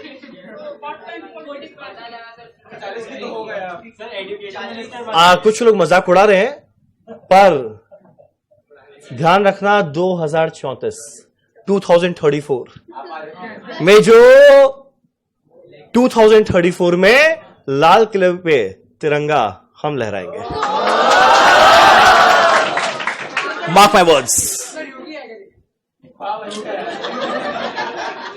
आज चलो एनीवेज, आज जो मेरा 4,60,000 है, इसका 50% देना है टैक्स। आज 4,60,000 का 50% टैक्स क्या आएगा? ये मेरा आने वाला है 2,30,000। तो भाई तुम लोग ऐसा बोका जैसा आंसर दिया था, बोला प्रॉफिट हो जाएगा डबल। प्रॉफिट डबल नहीं हुआ। पता है मेरा प्रॉफिट का वैल्यू क्या आ गया है? 460 माइनस 2,30,000, 2,30,000। एक मिनट, सही से बताओ कितने लोगों को लगा था प्रॉफिट डबल से ज्यादा होगा? एक मिनट, तुम लोगों को लगा था? लगा था? एक सेकेंड, अब बारी आता है मेरे अगले क्वेश्चन का। अगर तुम लोगों को लगा था प्रॉफिट होगा डबल से ज्यादा, ऐसा क्यों लगा?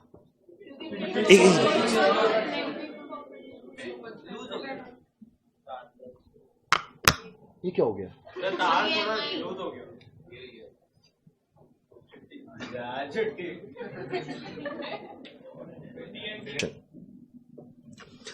तुम लोग एकदम सही बोला कि मेरा प्रॉफिट डबल से होगा ज्यादा। पता है प्रॉफिट का डबल से ज्यादा होने का कारण पूरे के पूरे इनकम स्टेटमेंट के अंदर में खाली 2 लाइन है। अरे भाई एक मिनट, बोलने दो। मेरा प्रॉफिट होगा डबल से ज्यादा। ये डबल से ज्यादा होने का कारण पूरे के पूरे इनकम स्टेटमेंट में खाली 2 लाइन है। क्या कोई मेरे को बताएगा वो 2 लाइन क्या क्या है? मेरा एक है फिक्स कॉस्ट और अगला क्या है? मेरा अगला है इंटरेस्ट। अब ध्यान दो, सेल हुआ डबल, मेरा वेरिएबल कॉस्ट भी डबल हो गया, मेरा कंट्रीब्यूशन भी डबल हो गया, पर ध्यान देना मेरा फिक्स कॉस्ट सेम रह गया। सोचो हम ज्यादा कमा रहे हैं, डबल कमा रहे हैं, पर मेरा खर्चा सेम है, तो ऑब्वियस सा बात है ईबीआईटी डबल से ज्यादा हो जाएगा ना। उसके बाद मेरा अगला खर्चा भी सेम रह गया, यानी ईबीटी उससे भी ज्यादा हो जाएगा। यानी एक सीधा बात, मेरा अगर बाई चांस सेल बढ़ता है 10%, एक लाइन कंप्लीट करना, अगर हम बाई चांस बोले सेल बढ़ता है 10%, लाइन कंप्लीट करना, मेरा वो एक सेकेंड, हाँ,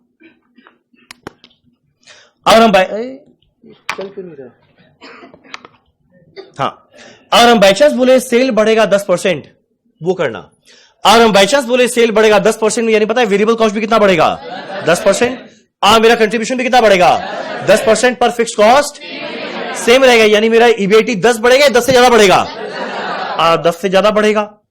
मेरा इंटरेस्ट रहेगा सेम, यानी जो मेरा ईबीटी है वो उससे और ज्यादा बढ़ेगा। यानी इन शॉर्ट मेरा अगर सेल बढ़ता है 10, प्रॉफिट बढ़ता है 10 से ज्यादा, इसका कारण है 2। मेरा एक था फिक्स कॉस्ट और मेरा एक और क्या है? इंटरेस्ट का कॉस्ट। पता है इसका नेचर है ऑपरेटिंग, और पता है इसका नेचर है फाइनेंशियल।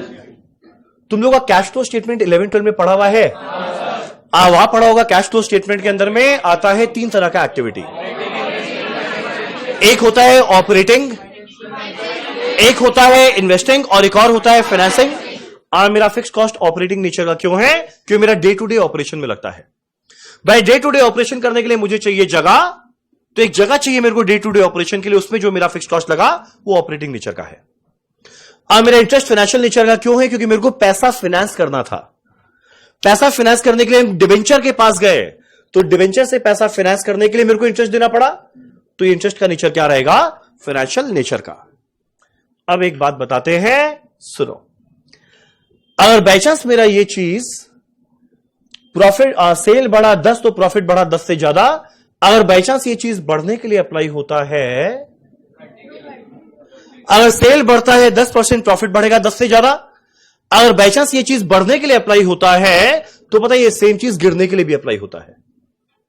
अब इमेजिन करो अगर बाई चांस सेल कम होगा 10%, आंसर दो।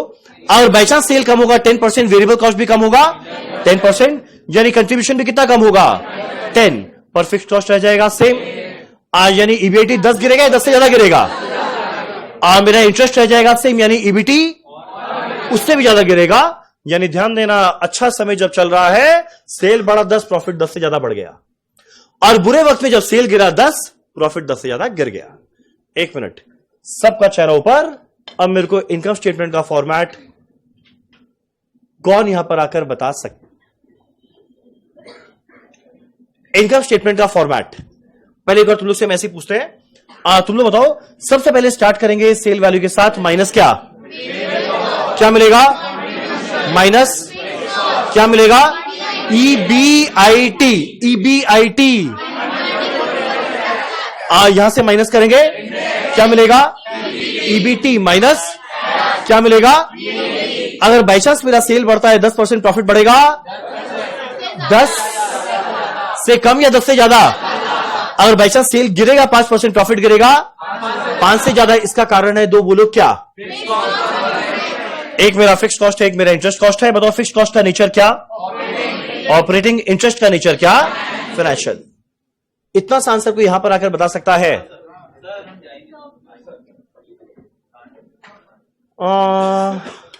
लेट मी चेक मेरे पास आज चेंज है या नहीं है।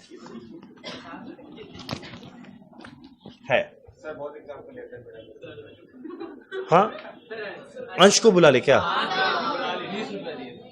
एक बार अंश को बुला लेते बेचारे को, इसके साथ हम बहुत वो किया हुआ आज तक।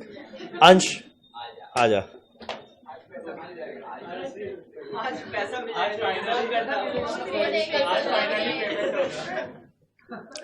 यही है अंश।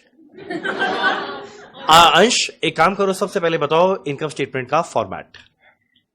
Cell minus variable cost contribution, फिर माइनस फिक्स्ड कॉस्ट, उससे आएगा EBIT, उससे माइनस करेंगे इंटरेस्ट, आएगा EBT, फिर उसमें माइनस करेंगे टैक्स, फिर अपना आएगा EAT। सेल बढ़ेगा 5%, प्रॉफिट बढ़ेगा मोर देन 5%। सेल गिरेगा 4%, प्रॉफिट गिरेगा मोर देन 4%। इसका रीजन क्या है? दो, बोलो दो क्या क्या है? इनकम स्टेटमेंट में कौन सा दो लाइन है जिसके दीजिए ना। फिक्स्ड कॉस्ट और इंटरेस्ट। एक का नेचर कुछ है, एक का नेचर कुछ है। ऑपरेटिंग उसका और इसका फाइनेंसिंग।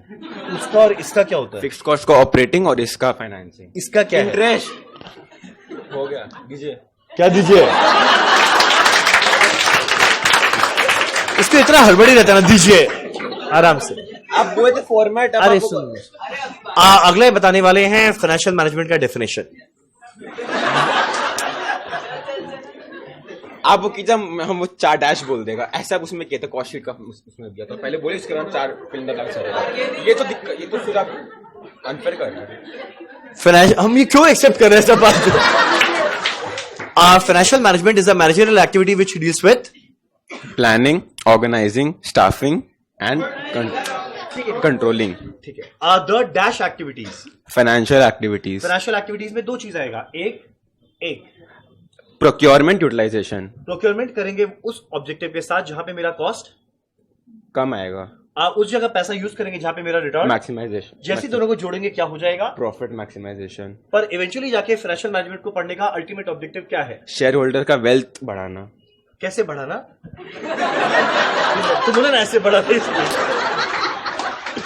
चलो डन। आई थिंक इनका सारा राइट आंसर था, ये डिजर्व करते हैं रुपया।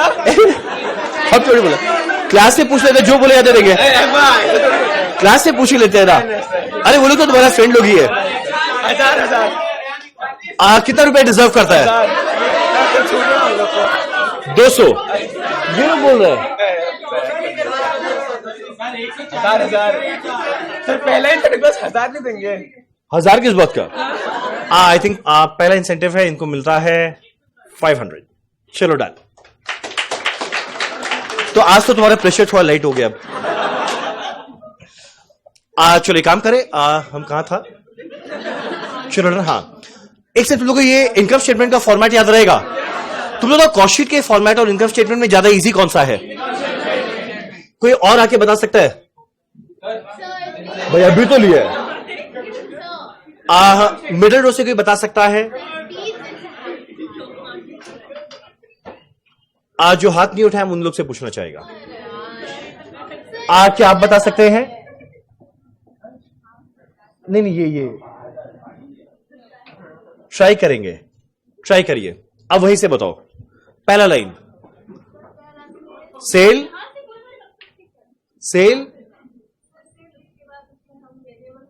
माइनस कर देंगे, क्या मिलेगा?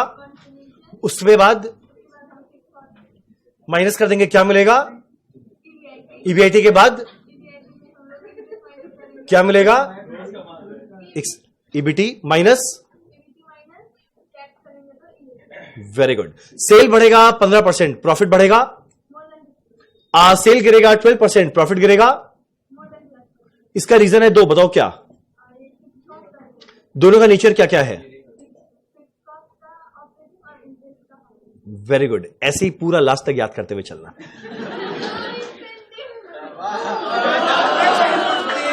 नहीं, उसके लिए तो यहां आना पड़ता था ना।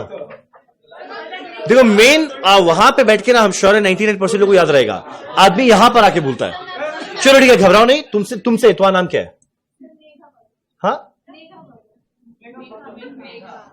तो आगे क्या बोली थी? ओ, जो भी है, देख देना। तुमसे पक्का तुम्हारे से शुरू करेंगे। राइट आंसर देने में तुमको देंगे हम। मेरा वर्ड्स ले लो।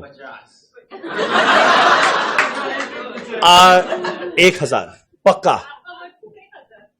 1000 लालची लोग सब। ठीक, चलो काम करें। आप पहले लिखते हैं 2 शब्द। तुम लोग क्लियर है इनकम स्टेटमेंट का फॉर्मेट? ये पूरे के पूरे एफएम के हर एक चैप्टर के अंदर में काम आएगा भाई। तुम लोग तो पता है, ठीक है, तुम लोग तेज लोग हैं।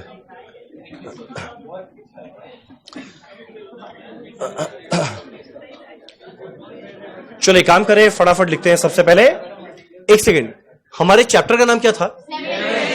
और हम क्या ये वर्ड यूज किया? बिना वर्ड यूज किए हम चैप्टर खत्म कर दिया। चलो काम करते हैं। वर्ड लेवरेज है क्या? अब बताते हैं। चलो काम करें, फटाफट यहां पर नीचे लिखते हैं द टर्म लेवरेज। क्या बात है, हो गया हमारा तो चैप्टर डन। इसको क्या हो गया? रो क्यों रहे? क्या हो गया? नहीं समझ में आया, वापस से बोले। ठीक है, तुम ऐसे ले ले भाई रुपया। सैड नहीं होना है। कोई अगर बाई चांस हल्का सा मन में चोट आए, दुखी होए, रोना आए, पैसा ले लो। पैसा ले लो। मन में हल्का सा चोट आए, ले लो पैसा। चलो यहां लिखते हैं द टर्म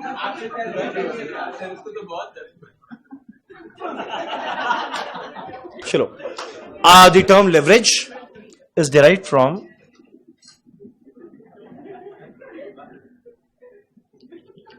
जो वर्ड लेवरेज है, ये डिराइव किया गया है एक फ्रेंच वर्ड। आता है फॉरेन लैंग्वेजेस आता तुम लोग को? सीखा हुआ है? बताओ।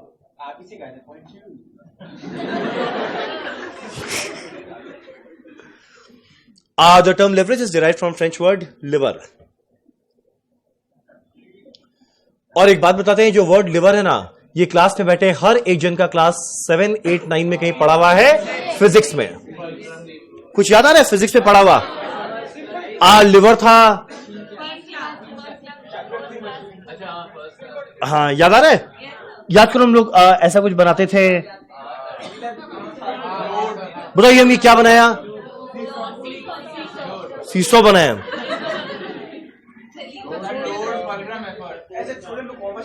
फलक्रम था। अच्छा चलो, जो भी है समझ में आ गया। हाँ, तभी तुम लोग यहां पे आ गया कॉमर्स में। ठीक। मेरा लिवर क्या था? एक ऐसा टूल। एक सेकंड। मेरा लिवर क्या एक ऐसा टूल जिसके द्वारा एक बहुत ही हेवी ऑब्जेक्ट को हम लोग आराम से लिफ्ट या शिफ्ट कर सकते थे। कुछ याद आ रहा है ऐसा सुना हुआ? मेरा लिवर के एक ऐसा टूल जिसके द्वारा एक बहुत ही भारी भरकम सामान को हम लोग आराम से लिफ्ट या शिफ्ट कर सकते हैं। किसको यूज करते हुए? लिवर। अब तुम लोगों ने कहा वो लिवर का ये लेवरेज के साथ क्या संबंध? बहुत ही गहरा रिश्ता है जो मैं बताने वाला हूं, पर पहले लिखते हैं लिवर का नॉर्मल मतलब क्या, फिर एफएम में इसका सिग्निफिकेंस क्या है। मेरा लिवर क्या है? Liver denotes a tool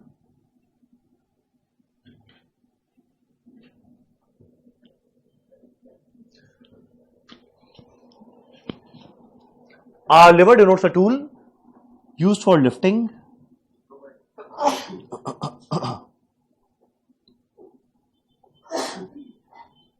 or shifting a heavy object। ये नहीं, इसको ठंड लग गया, बंद कर दो ना। तुम इधर बैठ जाओ या फिर।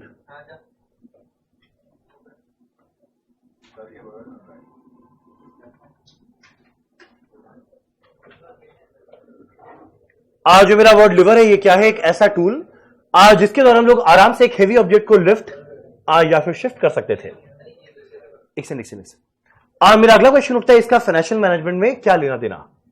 अब देखो, हम एक बहुत अच्छा चीज बता रहे हैं एग्जाम के लायक, तो चलो ठीक है, एग्जाम में तो फटाफट हो जाएगा, पर इसका सही मायने में सिग्निफिकेंस क्या है, ये बता रहा है। बहुत अच्छा चीज है। मेरे को एक बात बताओ, तुम लोग के हिसाब से जो 3 आदमी लोग मेरे बिजनेस में इन्वॉल्व हुए थे, एक था यश, एक था रोनित और एक था अंश, सही मायने में बताओ मेरे बिजनेस में पैसा लगा के सबसे बड़ा रिस्क किसका था?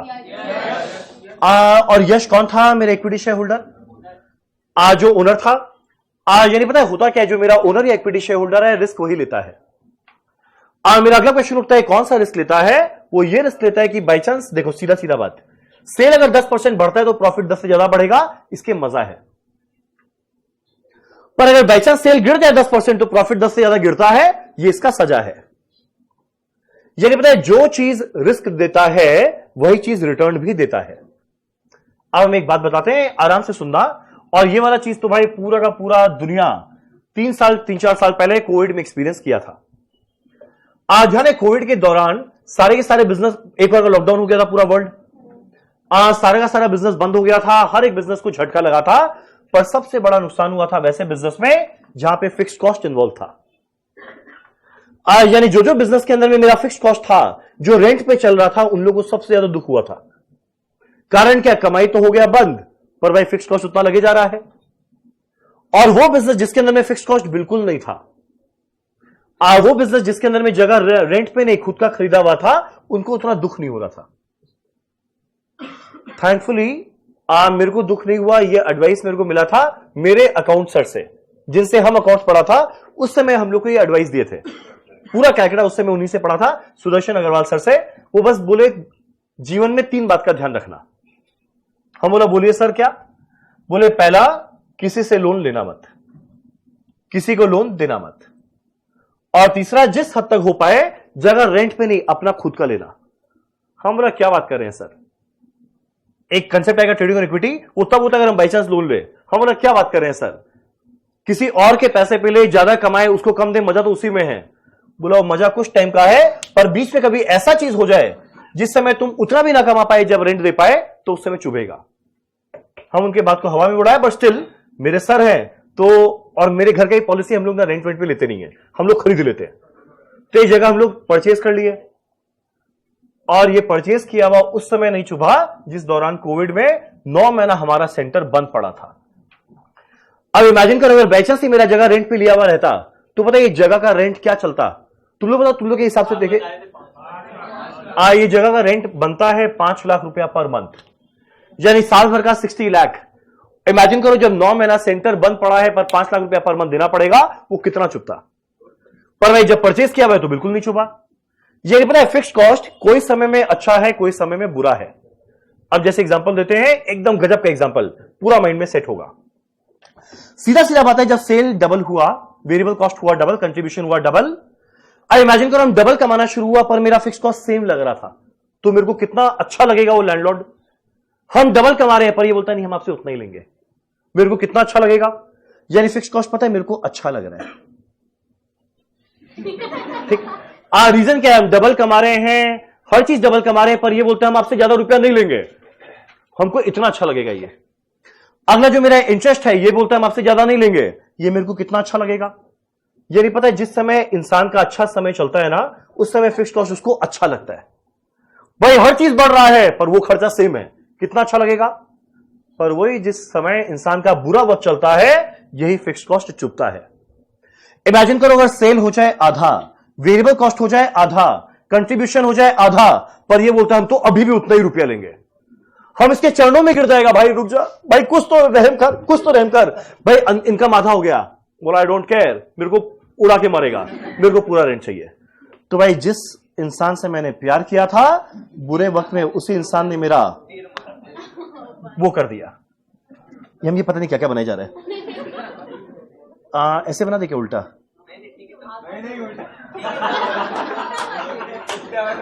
मतलब अब मेरे को उससे उतना प्यार नहीं रहा। सिमिलरली जब मेरा प्रॉफिट हो गया कम, वापस से गए हम रौनिक के पास, हम बोला भाई इंटरेस्ट थोड़ा कम ले लो ना, बोला नहीं मेरे को उतना ही पूरा चाहिए। तो वापस से मेरे को इससे हम दुखी हो गया। यानी इमेजिन करो ये दोनों कितने गजब के आदमी हैं, अच्छे वक्त में मेरे को बड़े अच्छे लगे और बुरे वक्त में मेरे को उतने ही बुरे लग रहे हैं। एक सीधा सीधा बात, जब, और ये बात तुम खुद फेस किए थे, जब नया नया आया था पढ़ाने के लिए 2013 में, 2012 में मेरा हुआ था शादी। सभी का होता है और हम आके नहीं बोले क्या बात है क्या बात है। 2012 में मेरा हुआ शादी, 2013 में हम आने के लिए पढ़ाने के लिए आए थे। और जिस समय पढ़ाने के लिए आए थे, हम शायद एक बार कॉस्ट बैच में बताया था कि हम 4 सब्जेक्ट पढ़ाता था, कॉस्ट, एफएम, लॉ, ऑडिट, चारों मिलाकर 3,500 रुपए में। और जो मेरा पहला बैच था, पहले बैच के अंदर में कुल मिला के आए थे 6 स्टूडेंट। 6 स्टूडेंट। सो अगर तुम लोग कैलकुलेट करेगा तो शायद शर्म आ जाए, 3500 पर स्टूडेंट इंटू 6 मिलाकर आता है 21,000। शगुन का 21,000 रुपया मेरे को मिला था 6 महीना पढ़ाने के लिए, क्योंकि जो स्टूडेंट है वो 6 महीना पढ़ेगा, तो 6 महीने का मेरे को मिला 21,000। और हम उस समय वो जॉब छोड़ के आए थे जहां जस्ट मेरे को मिलता था 48 लाख रुपीस पर एनम। तो इमेजिन करो, जब मेरे को 21,000 रुपया मिला, हम घर में गए पापा के पास, हम बोला पापा लीजिए रुपया 21,000। बोले क्या है ये? हम बोला मेरा अगले 6 महीने का इनकम है ये। बोले 6 महीने का इनकम 21,000? हम बोला हाँ। बोला अगर तुम वहां रहता तेरा 6 महीने का इनकम क्या था? हम बोला 24 लाख 6 महीने का। बोले कैसा मारवाड़ी है, हॉस्पिटल पक्का बदला गया है। हाँ बोले पापा चल अभी नया नया शुरू किया, अभी थोड़ा वेट करिए। बोला है तुमसे क्या होगा, तुमसे क्या होगा। अब दिक्कत वहां तक भी नहीं था, दिक्कत तब था जब पहला महीना के बाद में लैंडलॉर्ड आया, बोला भाई रेंट दो। क्लास चल रहा था, बीच में रेंट मांगने, हम उनको लेके आए क्लास में। बोला आइए आप आइए, गिनिए कितने लोग हैं। वो गिने 1 2 3 4 5 6। हम बोला 6 लोग से मेरे को 21,000 मिला 6 महीने का, आप इसमें भी रेंट लेके जाएंगे? बोला वो सब नहीं पता, रेंट देना पड़ेगा। हम बोला भैया क्या रेंट दे, हम कहां से रेंट दे? बोला जो भी है रेंट देना पड़ेगा। उस समय रेंट था 15,000, 15,000 दे दिए। सेकेंड महीना में वापस में उठा के आ गए, 15,000 दे दिए। थर्ड महीना में वापस में उठा के आ गए, 15,000 दे दिए। इमेजिन करो उस टाइम मेरे को रेंट कितना चुभ रहा था। पहला टर्म में 6 स्टूडेंट थे, अगले टर्म में जब पढ़ाए तो हुए 50 स्टूडेंट। अब जैसे 6 का हुआ 50, तो रेवेन्यू हो गया 8 टाइम्स, मेरा वेरिएबल कॉस्ट हुआ 8 टाइम्स, मेरा कंट्रीब्यूशन हुआ 8 टाइम्स। पर पता है इस बार जो मेरा फिक्स कॉस्ट था, जितना पहले चुभ रहा था अब उतना नहीं चुभ रहा है। ठीक, उसके अगले टर्म में हुए 100 स्टूडेंट, अब तो बिल्कुल नहीं चुभ रहा है, क्योंकि देखो इनकम बढ़े जा रहा है पर मेरा फिक्स कॉस्ट वही चल रहा है। उसके अगले टर्म में हुए 250 स्टूडेंट, अब तो भैया वो आते हैं गला लगाते हैं, ले ले ले रेंट ले। तो यानी देखो मेरा बोलने का मतलब क्या, जब अच्छा वक्त चलता है फिक्स कॉस्ट कितना अच्छा लगता है, पर वही जो बुरा वक्त चलता है फिक्स कॉस्ट वही बेकार चीज लगता है। तो आज तक जाने फिक्स कॉस्ट वो है जो यूनिट बढ़े ना यूनिट गिरे रहता है सेम, पर इसका असली मतलब क्या है वो देखो। अच्छे समय में फिक्स कॉस्ट अच्छा है, बुरे वक्त में बुरा है। पर प्रॉब्लम यह है कि हम लोग कॉमर्स वाले लोग हैं। कॉमर्स वाले लोग को एक चीज सिखाया जाता है बचपन में, प्रिंसिपल ऑफ कंजर्वेटिज्म। कंजर्वेटिज्म माने प्रूडेंस। प्रूडेंस का मतलब क्या हुआ? अच्छा मत सोचो बुरा सोचो, अच्छा मत सोचो बुरा सोचो। तो हम बोल रहे भाई फिक्स कॉस्ट अच्छा भी है, पर कॉमर्स में बोला ना ना ना, अच्छा नहीं बुरा सोचो। और अगर बुरा सोच लिए मतलब मेरा फिक्स कॉस्ट अच्छा नहीं बुरा हो गया, यानी मेरे लिए क्या क्रिएट कर दिया? रिस्क। यानी होगा कि हम लोग यहां पे मान के चलेंगे अगर बाई चांस सेल कम हो जाए, वेरिएबल कॉस्ट कम हो जाए, पर ये दोनों फिक्स कॉस्ट तो उतना ही लेगा, तो इक्विटी शेयर होल्डर को इन्हीं दोनों का तो चाप है। तो जैसे इक्विटी शेयर होल्डर एक कंपनी में इन्वेस्ट करता है, वो 2 रिस्क लिया, एक इसका रिस्क लिया, एक इसका लिया। कोई बताएगा दोनों रिस्क का नाम तुम लोग के हिसाब से क्या होना चाहिए? देखो ब्रैकेट में ही है। पहले वाले का नाम क्या होना चाहिए? Operating risk. दूसरे वाले का नाम क्या होना चाहिए? Operating risk. यानी हाँ ऑब्वियसली, अच्छा उल्टा बोल दिया, सॉरी। अच्छा सॉरी, समझ में आ गया ना। यानी मेरा पहला वाला क्या है? Operating risk. मेरा अगला वाला क्या है? Financial risk. ऐसे रिस्क को मेजर करना है इस पर्टिकुलर चैप्टर में, जिसका नाम है लेवरेज। यानी पूरा का पूरा गेम है खाली फिक्स कॉस्ट का। फिक्स कॉस्ट है वो अड़ा हुआ है, हम तो उतना ही लेके जाएंगे, तभी तो रिस्क लेके आया है। अच्छे वक्त में भी अड़ा हुआ है, दिक्कत नहीं हुआ, पर बुरे वक्त में भी अड़ा हुआ है, हम तो उतना ही लेके जाएंगे, यही तो रिस्क है। ऐसे रिस्क को मेजर करना है हमारे इस पर्टिकुलर चैप्टर में। चलो काम करें, पहले लिखते हैं 2 शब्द। तुम लोग समझ लो ना धीरे धीरे। तुम लोग कभी फिक्स कॉस्ट को इस नजरिए से देखा था? मेरे नजरिए से देखो।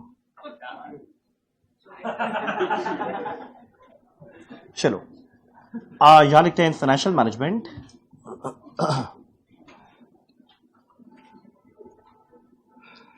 इन फाइनेंशियल मैनेजमेंट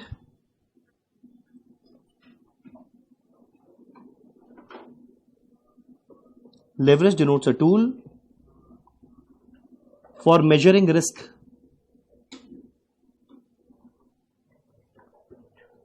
मेरा फाइनेंशियल मैनेजमेंट के अंदर में लेवरेज वो टूल है जो मेजर करता है risk undertaken by equity share holder.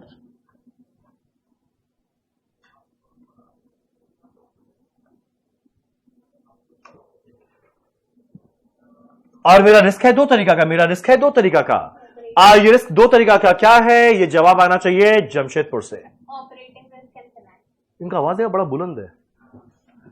मेरा पहला रिस्क कौन सा है? Operating risk. कोई बताए कि ये किस लाइन आइटम की वजह से आया था? वो लाइन आइटम क्या था? Factory overhead. ऐसा गजब का कॉस्ट और एफएम का संगम किया इन्होंने।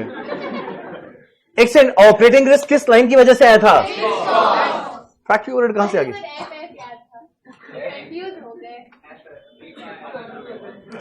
अच्छा वो आंसर नहीं पूछे। चलिए काम करें, ऑपरेटिंग रिस्क में लिखते हैं डैश लिखे। आई डिनोट द रिस्क। तुम लोगों को कैलकुलस आता है क्या?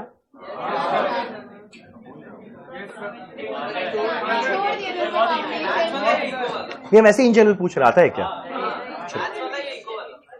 मैथ्स वाला। I denote the risk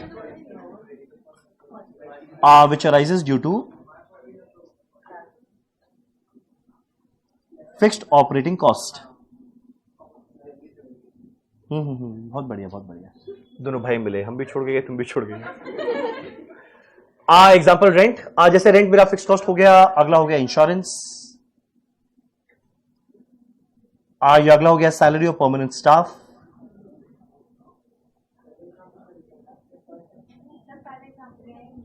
rent.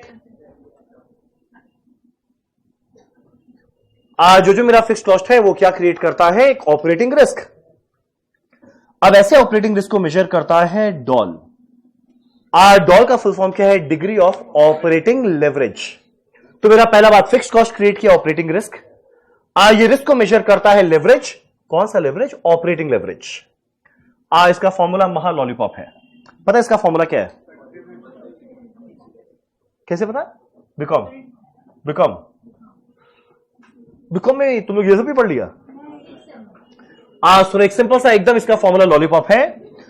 देखो मेरा ये वाला क्रिएट किया था ऑपरेटिंग रिस्क, मेजर कर रहा है ऑपरेटिंग लेवरेज। पता है इसका फॉर्मूला क्या बनेगा? इसके पहले क्या कमाया हुआ था? कंट्रीब्यूशन। ये फिक्स कॉस्ट के आने की वजह से मेरा ये क्या बन गया है? ईबीआईटी। इसका फॉर्मूला बनेगा कंट्रीब्यूशन डिवाइडेड बाय ईबीआईटी। ध्यान देना, ये जो मेरा फिक्स कॉस्ट है ये ऑपरेटिंग नेचर का है, ये ऑपरेटिंग रिस्क लाता है। ये रिस्क कैसे मेजर करेंगे? इसके पहले प्रॉफिट क्या कमाया हुआ था? 4 लाख। इसके आने की वजह से मेरा प्रॉफिट क्या हो गया? 1 लाख। यानी मेरा ये कितना प्रॉफिट को कम किया? 4 लाख डिवाइडेड बाय 1 लाख। क्यों देखा? 4 लाख डिवाइड बाय 1 लाख क्या आएगा? 4 टाइम्स। ये मेरे प्रॉफिट को 4 टाइम्स कम कर दिया। सेम लॉजिक लगाते हुए तुम लोग क्या मेरे को अगला आंसर देगा? ये मेरा क्रिएट करेगा फाइनेंशियल रिस्क। ये मेरा क्रिएट करेगा फाइनेंशियल रिस्क, इसको मेजर करेगा फाइनेंशियल लेवरेज। कोई बताओ तुम लोग के हिसाब से इसका फॉर्मूला क्या होना चाहिए? इसके पहले क्या है? ईबीआईटी डिवाइडेड बाय, इसकी वजह से क्या बन गया? ईबीटी। फॉर्मूला क्या बनेगा? EBIT divided by EBT. ठीक। वैसे इसका एक कैलकुलस से डेरिवेशन है जो मैं आपको आज नहीं कल बताऊंगा। एक से इंटरेस्ट है जानने में? कितने को कैलकुलस में इंटरेस्ट है जानने में? ओह माय गॉड, बहुत ही कम लोग को। कितने को इंटरेस्ट नहीं है? दो हाथ में उठाने, एक से समझ जाएगा। ओह, मैक्सिमम लोग को इंटरेस्ट नहीं है। जो भी हम बता देगा। फिलहाल लिखते हैं कंट्रीब्यूशन डिवाइडेड बाय ईबीआईटी। यानी सीधा सीधा बात, हाँ, डिग्री ऑफ ऑपरेटिंग लेवरेज। यानी सीधा सीधा बात, वो फिक्स कॉस्ट मेरा ऑपरेटिंग नेचर का था, ये क्रिएट किया ऑपरेटिंग रिस्क, मेजर करेगा ऑपरेटिंग लेवरेज। इसका कैलकुलेशन क्या होगा, इसके पहले कितना कमाए थे कंट्रीब्यूशन, डिवाइडेड बाय इसके बाद वो क्या बन गया, ईबीआईटी।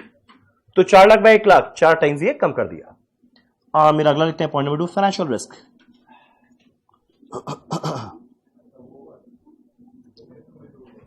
मेरा अगला है फाइनेंशियल रिस्क। जो मेरा फाइनेंशियल रिस्क है वो किस वजह से आया था, एक सेकंड, वो लाइन आइटम याद है, इनकम स्टेटमेंट का कौन सा लाइन था जो फाइनेंशियल रिस्क आया था, इंटरेस्ट था। चलिए यहां लिखते हैं, कंपनी में raise long term fund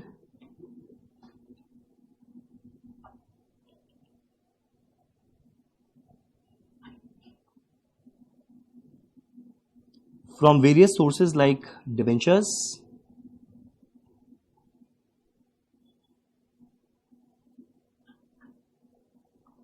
resulting in fixed interest cost. मेरे कंपनी कई जगह से पैसा ले सकता है, पर जिसके अंदर में डिबेंचर से पैसा ले लिया, यानी मेरे को उसको देना पड़ेगा फिक्स्ड इंटरेस्ट कॉस्ट। तो मैं जैसे ही फिक्स्ड कॉस्ट आया, मेरे लिए एक रिस्क आ गया। ऐसे फाइनेंशियल रिस्क को कौन मेजर करता है, डिग्री ऑफ फाइनेंशियल लेवरेज। इसका फॉर्मूला बिल्कुल रटना नहीं, एकदम कॉमन सेंस का फॉर्मूला। मेरा फाइनेंशियल रिस्क किस वजह से आया था, इसकी वजह से। ऐसे रिस्क को मेजर कौन करेगा, फाइनेंशियल लेवरेज। क्या बनेगा फॉर्मूला, इसके पहले क्या कमाए थे, ईबीआईटी, डिवाइडेड बाय इसके बाद क्या बन जाएगा, ईबीटी। तो पता चलेगा कितना टाइम्स कम किया, तो फॉर्मूला क्या आएगा, ईबीआईटी डिवाइडेड बाय ईबीटी। ठीक।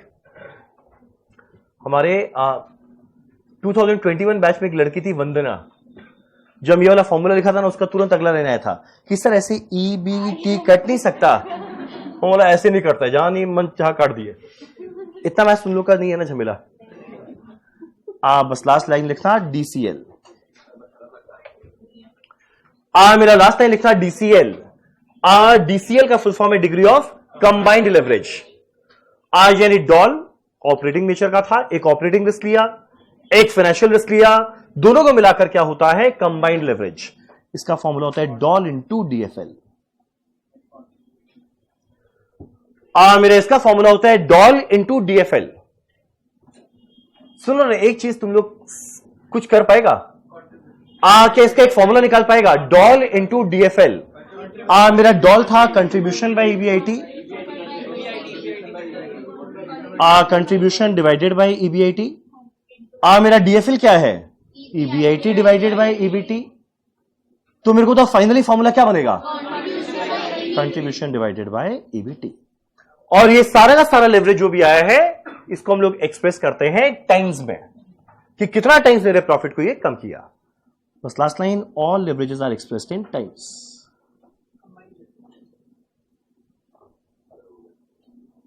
All leverages are expressed in times.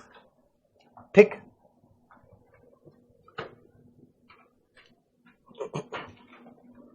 ठीक है यहां तक। बस तुम एक काम करो ना, कैलकुलेटर में बस एक नंबर कैलकुलेट कर दो मेरे लिए आज, और खत्म करें। सबसे पहले एक बार सबका चेहरा ऊपर। तुम लोग से हम फटाफट क्वेश्चन पूछे, देखिए तुम लोग आज कितना सुना। मेरा पहला बात, मेरे इनकम स्टेटमेंट का फॉर्मेट। ठीक, एक मिनट रुको, ये हम लिखवाया नहीं है अभी तक। तुम लोग बिना देखे बताना, मेरा इनकम स्टेटमेंट का फॉर्मेट क्या रहेगा, variable cost, fixed cost, minus tax, EAT. ये ईएटी क्या है, अगला बताना। अगर बाई चांस सेल बढ़ेगा 10% प्रॉफिट बढ़ेगा, अगर सेल गिरेगा 10% प्रॉफिट गिरेगा। इसका कारण पूरे इनकम स्टेटमेंट में 2 लाइन है।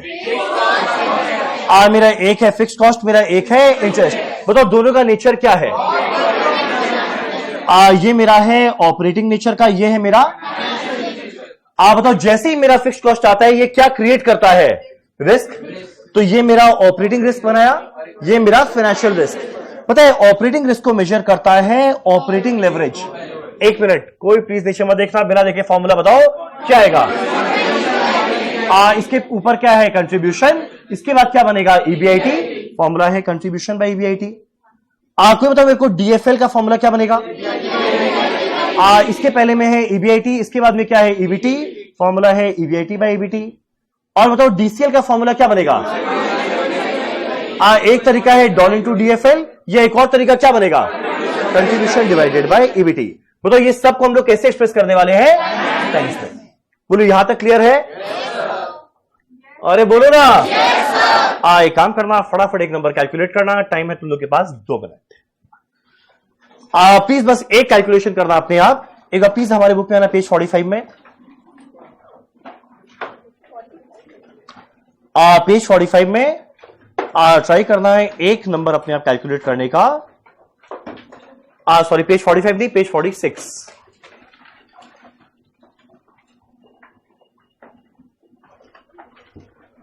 मेरा पेज 46 का क्वेश्चन नंबर 1।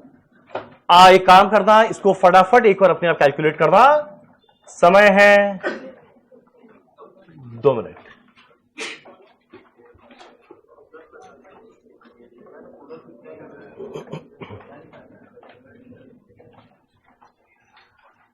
मेरा इनकम स्टेटमेंट बनाकर दिया हुआ है जेनिथ का।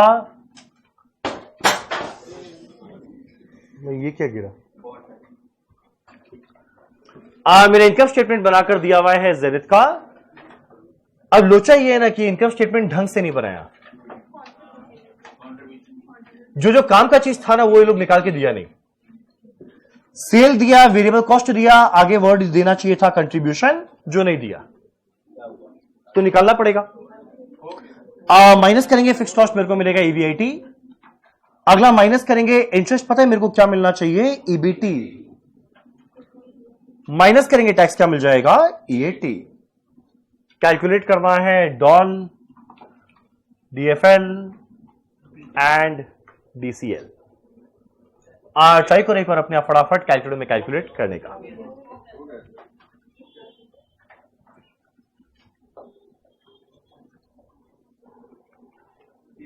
बनाना भी पड़ेगा सर कि हम लोग सिर्फ जस्ट दिखा देंगे कंट्रीब्यूशन। नहीं, सीधा दिखा देंगे, वापस से बनाने का जरूरत नहीं है। एक मिनट, पहला है हमारा डॉल। जाने मेरे डॉल किस वजह से आएगा? वो ऑपरेटिंग फिक्स कॉस्ट की वजह से। मेरा ऑपरेटिंग फिक्स कॉस्ट कौन सा है? ये वाला लाइन।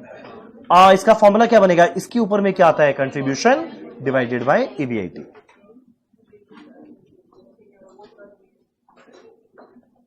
ठीक, कोई मेरे को बताओ कंट्रीब्यूशन को कैलकुलेट किया तो कितना आएगा? दिस माइनस दिस क्या आएगा? 2,83,000 और डिवाइडेड बाय ईबीआईटी कितना है? 2,08,000। 1.36 टाइम्स। और मेरा अगला है डीएफएल।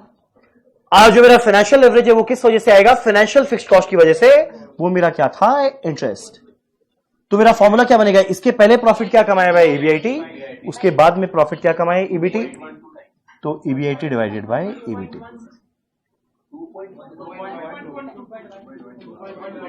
मेरा ईबीआईटी है 2,08,000।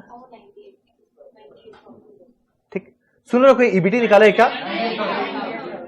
2,08,000 माइनस 1,10,000 क्या आता है? 98,000। ये आ जाएगा 1 पॉइंट, आ जाएगा 2.12 टाइम्स। तुम लोग डीसीएल कैसे, कौन सा फॉर्मूला यूज किया? मेरा कंट्रीब्यूशन बाय ईबीटी क्या है? Doll into DFL. जो मन चाहे करना, आंसर सेम आएगा।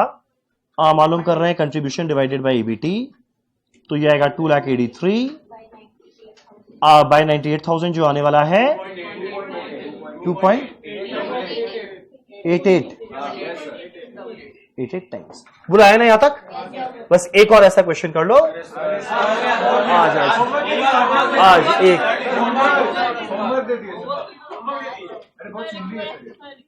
बहुत चिंदी है, तभी तो 1 मिनट में हो जाएगा। हाँ, एक मिनट। जो निकुंज बोला वो फाइनल। निकुंज आप बताओ, आप क्या बोलना चाह रहे हो?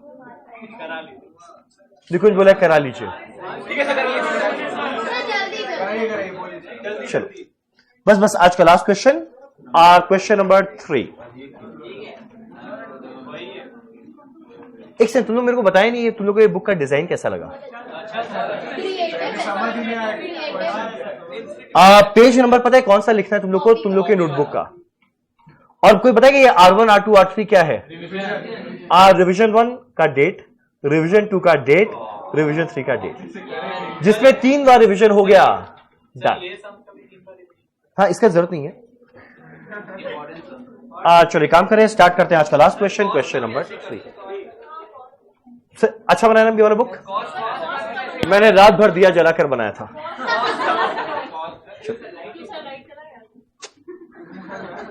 चलिए काम करें, स्टार्ट करें हमारा आखिरी क्वेश्चन, क्वेश्चन 3। इससे पहले बनाना है इनकम स्टेटमेंट 6-7 लाइन का, फिर बाद में कैलकुलेट करना है डॉल, डीएफएल, डीसीएल। जरा देखिए क्या लिखा हुआ है पहला लाइन। मेरा annual sales of a company दिया हुआ है 60 लाख। इनकम स्टेटमेंट का पहला लाइन, सेल वैल्यू 60 लाख। अब अगला लाइन थोड़ा ढंग का लाइन है, क्या लिखा हुआ है? Sale to variable cost ratio is 150%। एक सेकेंड, तुम लोग बोलेगे रेशियो तो आप बताए नहीं, बताने की जरूरत ही नहीं, नाम खुद बता रहा है। नाम क्या है? Sale to variable cost ratio. कोई बताओ sale to variable cost ratio क्या बाय क्या? मेरा सेल बाय वेरिएबल कॉस्ट कितना दिया हुआ है? 150%। और ये परसेंट में मतलब ये पक्का इंटू 100 किए होंगे, तब मिला होगा 150। नाम क्या है? Sale to variable cost ratio. नाम में बता रहे सेल और वेरिएबल कॉस्ट का रेशियो, तो फॉर्मूला क्या है? Sale by variable cost.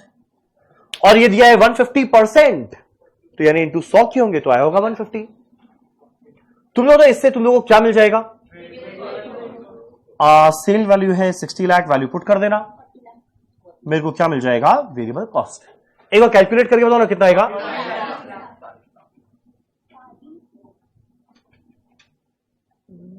40 lakh आ रहा है।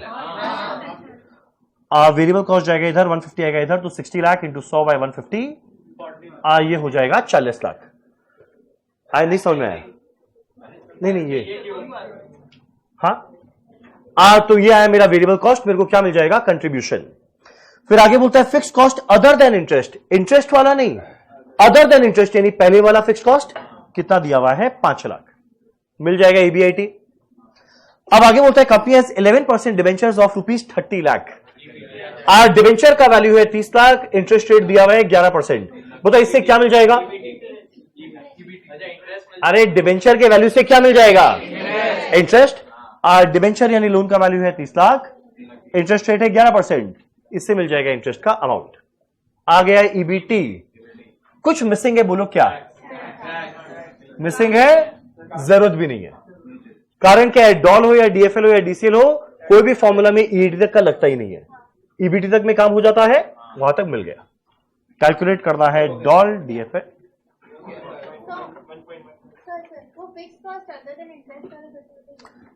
दो तरह का कॉस्ट था, एक था फिक्स कॉस्ट, एक था इंटरेस्ट। तो यहां पे वो बोला अदर देन इंटरेस्ट, ऊपर वाला फिक्स कॉस्ट। कैलकुलेट करना है doll, DFL and DCL। Try करो ना एक बार इनकम स्टेटमेंट अपने आप बना के। वो अच्छा बस 1 मिनट, बाकी लोग भी कर लें। ये सेम क्वेश्चन सेम नंबर के साथ एग्जाम में एक बार आया हुआ है। ये कितना मार्क डिजर्व करता है? आधा नंबर, 2 नंबर। ये एग्जाम में आया हुआ है, सुनेगा ना बेंच से गिर जाएगा।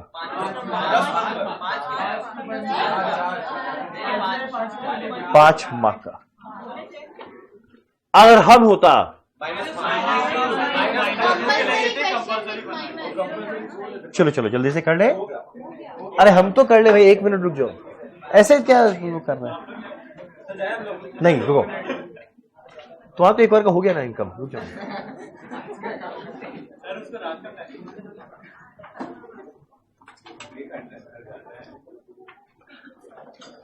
मेरा पहला लाइन दिया हुआ है सेल वैल्यू 60 लाख, लिखते हैं 60 लाख।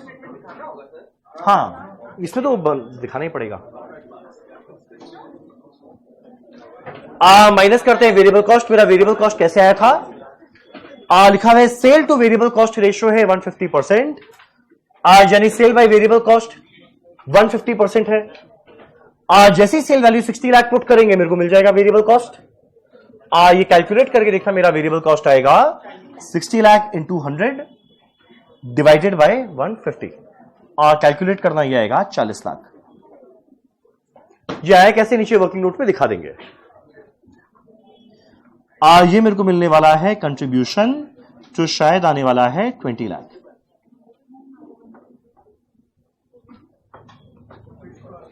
मेरा कंट्रीब्यूशन में माइनस करना है फिक्स कॉस्ट।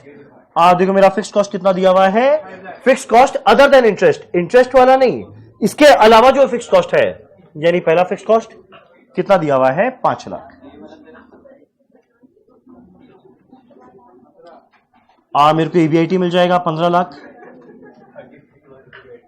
ध्यान देना है, ईबीआईटी के बाद मेरे को माइनस करना है इंटरेस्ट। इंटरेस्ट किसको देंगे, जिससे लोन लिए थे। लोन बोलो या डिवेंचर बोलो, एक ही बात। चलो एक काम करें, माइनस करें इंटरेस्ट।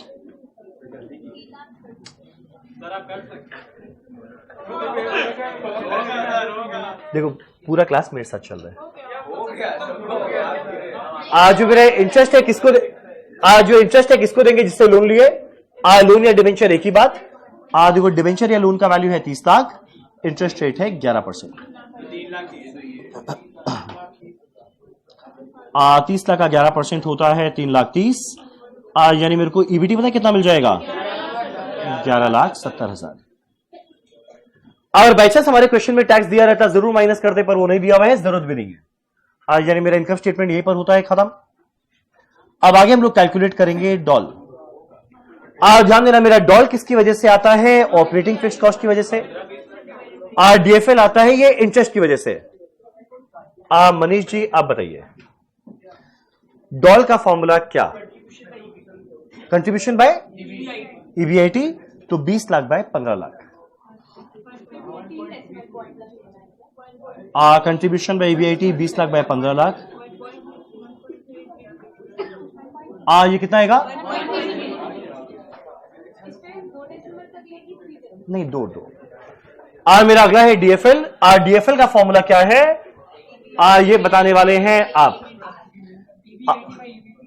ईबीआईटी बाय ईबीटी, तो 15 लाख बाय 11,70,000। सुनो ना, कोई कैलकुलेट किया है क्या।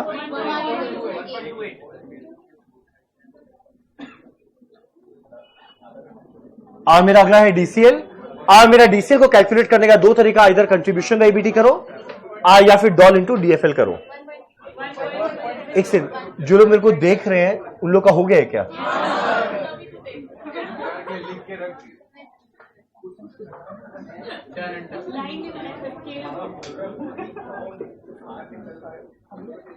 ये आएगा 20 लाख डिवाइडेड बाय 11,70,000। ये कैलकुलेट करके बताओ ना कितना आएगा, 1.70 टाइम्स। एक मिनट, तुम लोग का ये वाला राइट था, ये राइट हुआ, मेरे से पहले राइट हुआ। एक सेकंड, कितने लोग का राइट हुआ मेरे से पहले। यानी आप लोग आ गया है, चलो डन। चलो होमवर्क करेगा, चलो आज पहला दिन नहीं देते, नेक्स्ट डे से देंगे। अच्छा सर, संडे को जैसे कॉस्ट के बाद एफएम होगा क्या।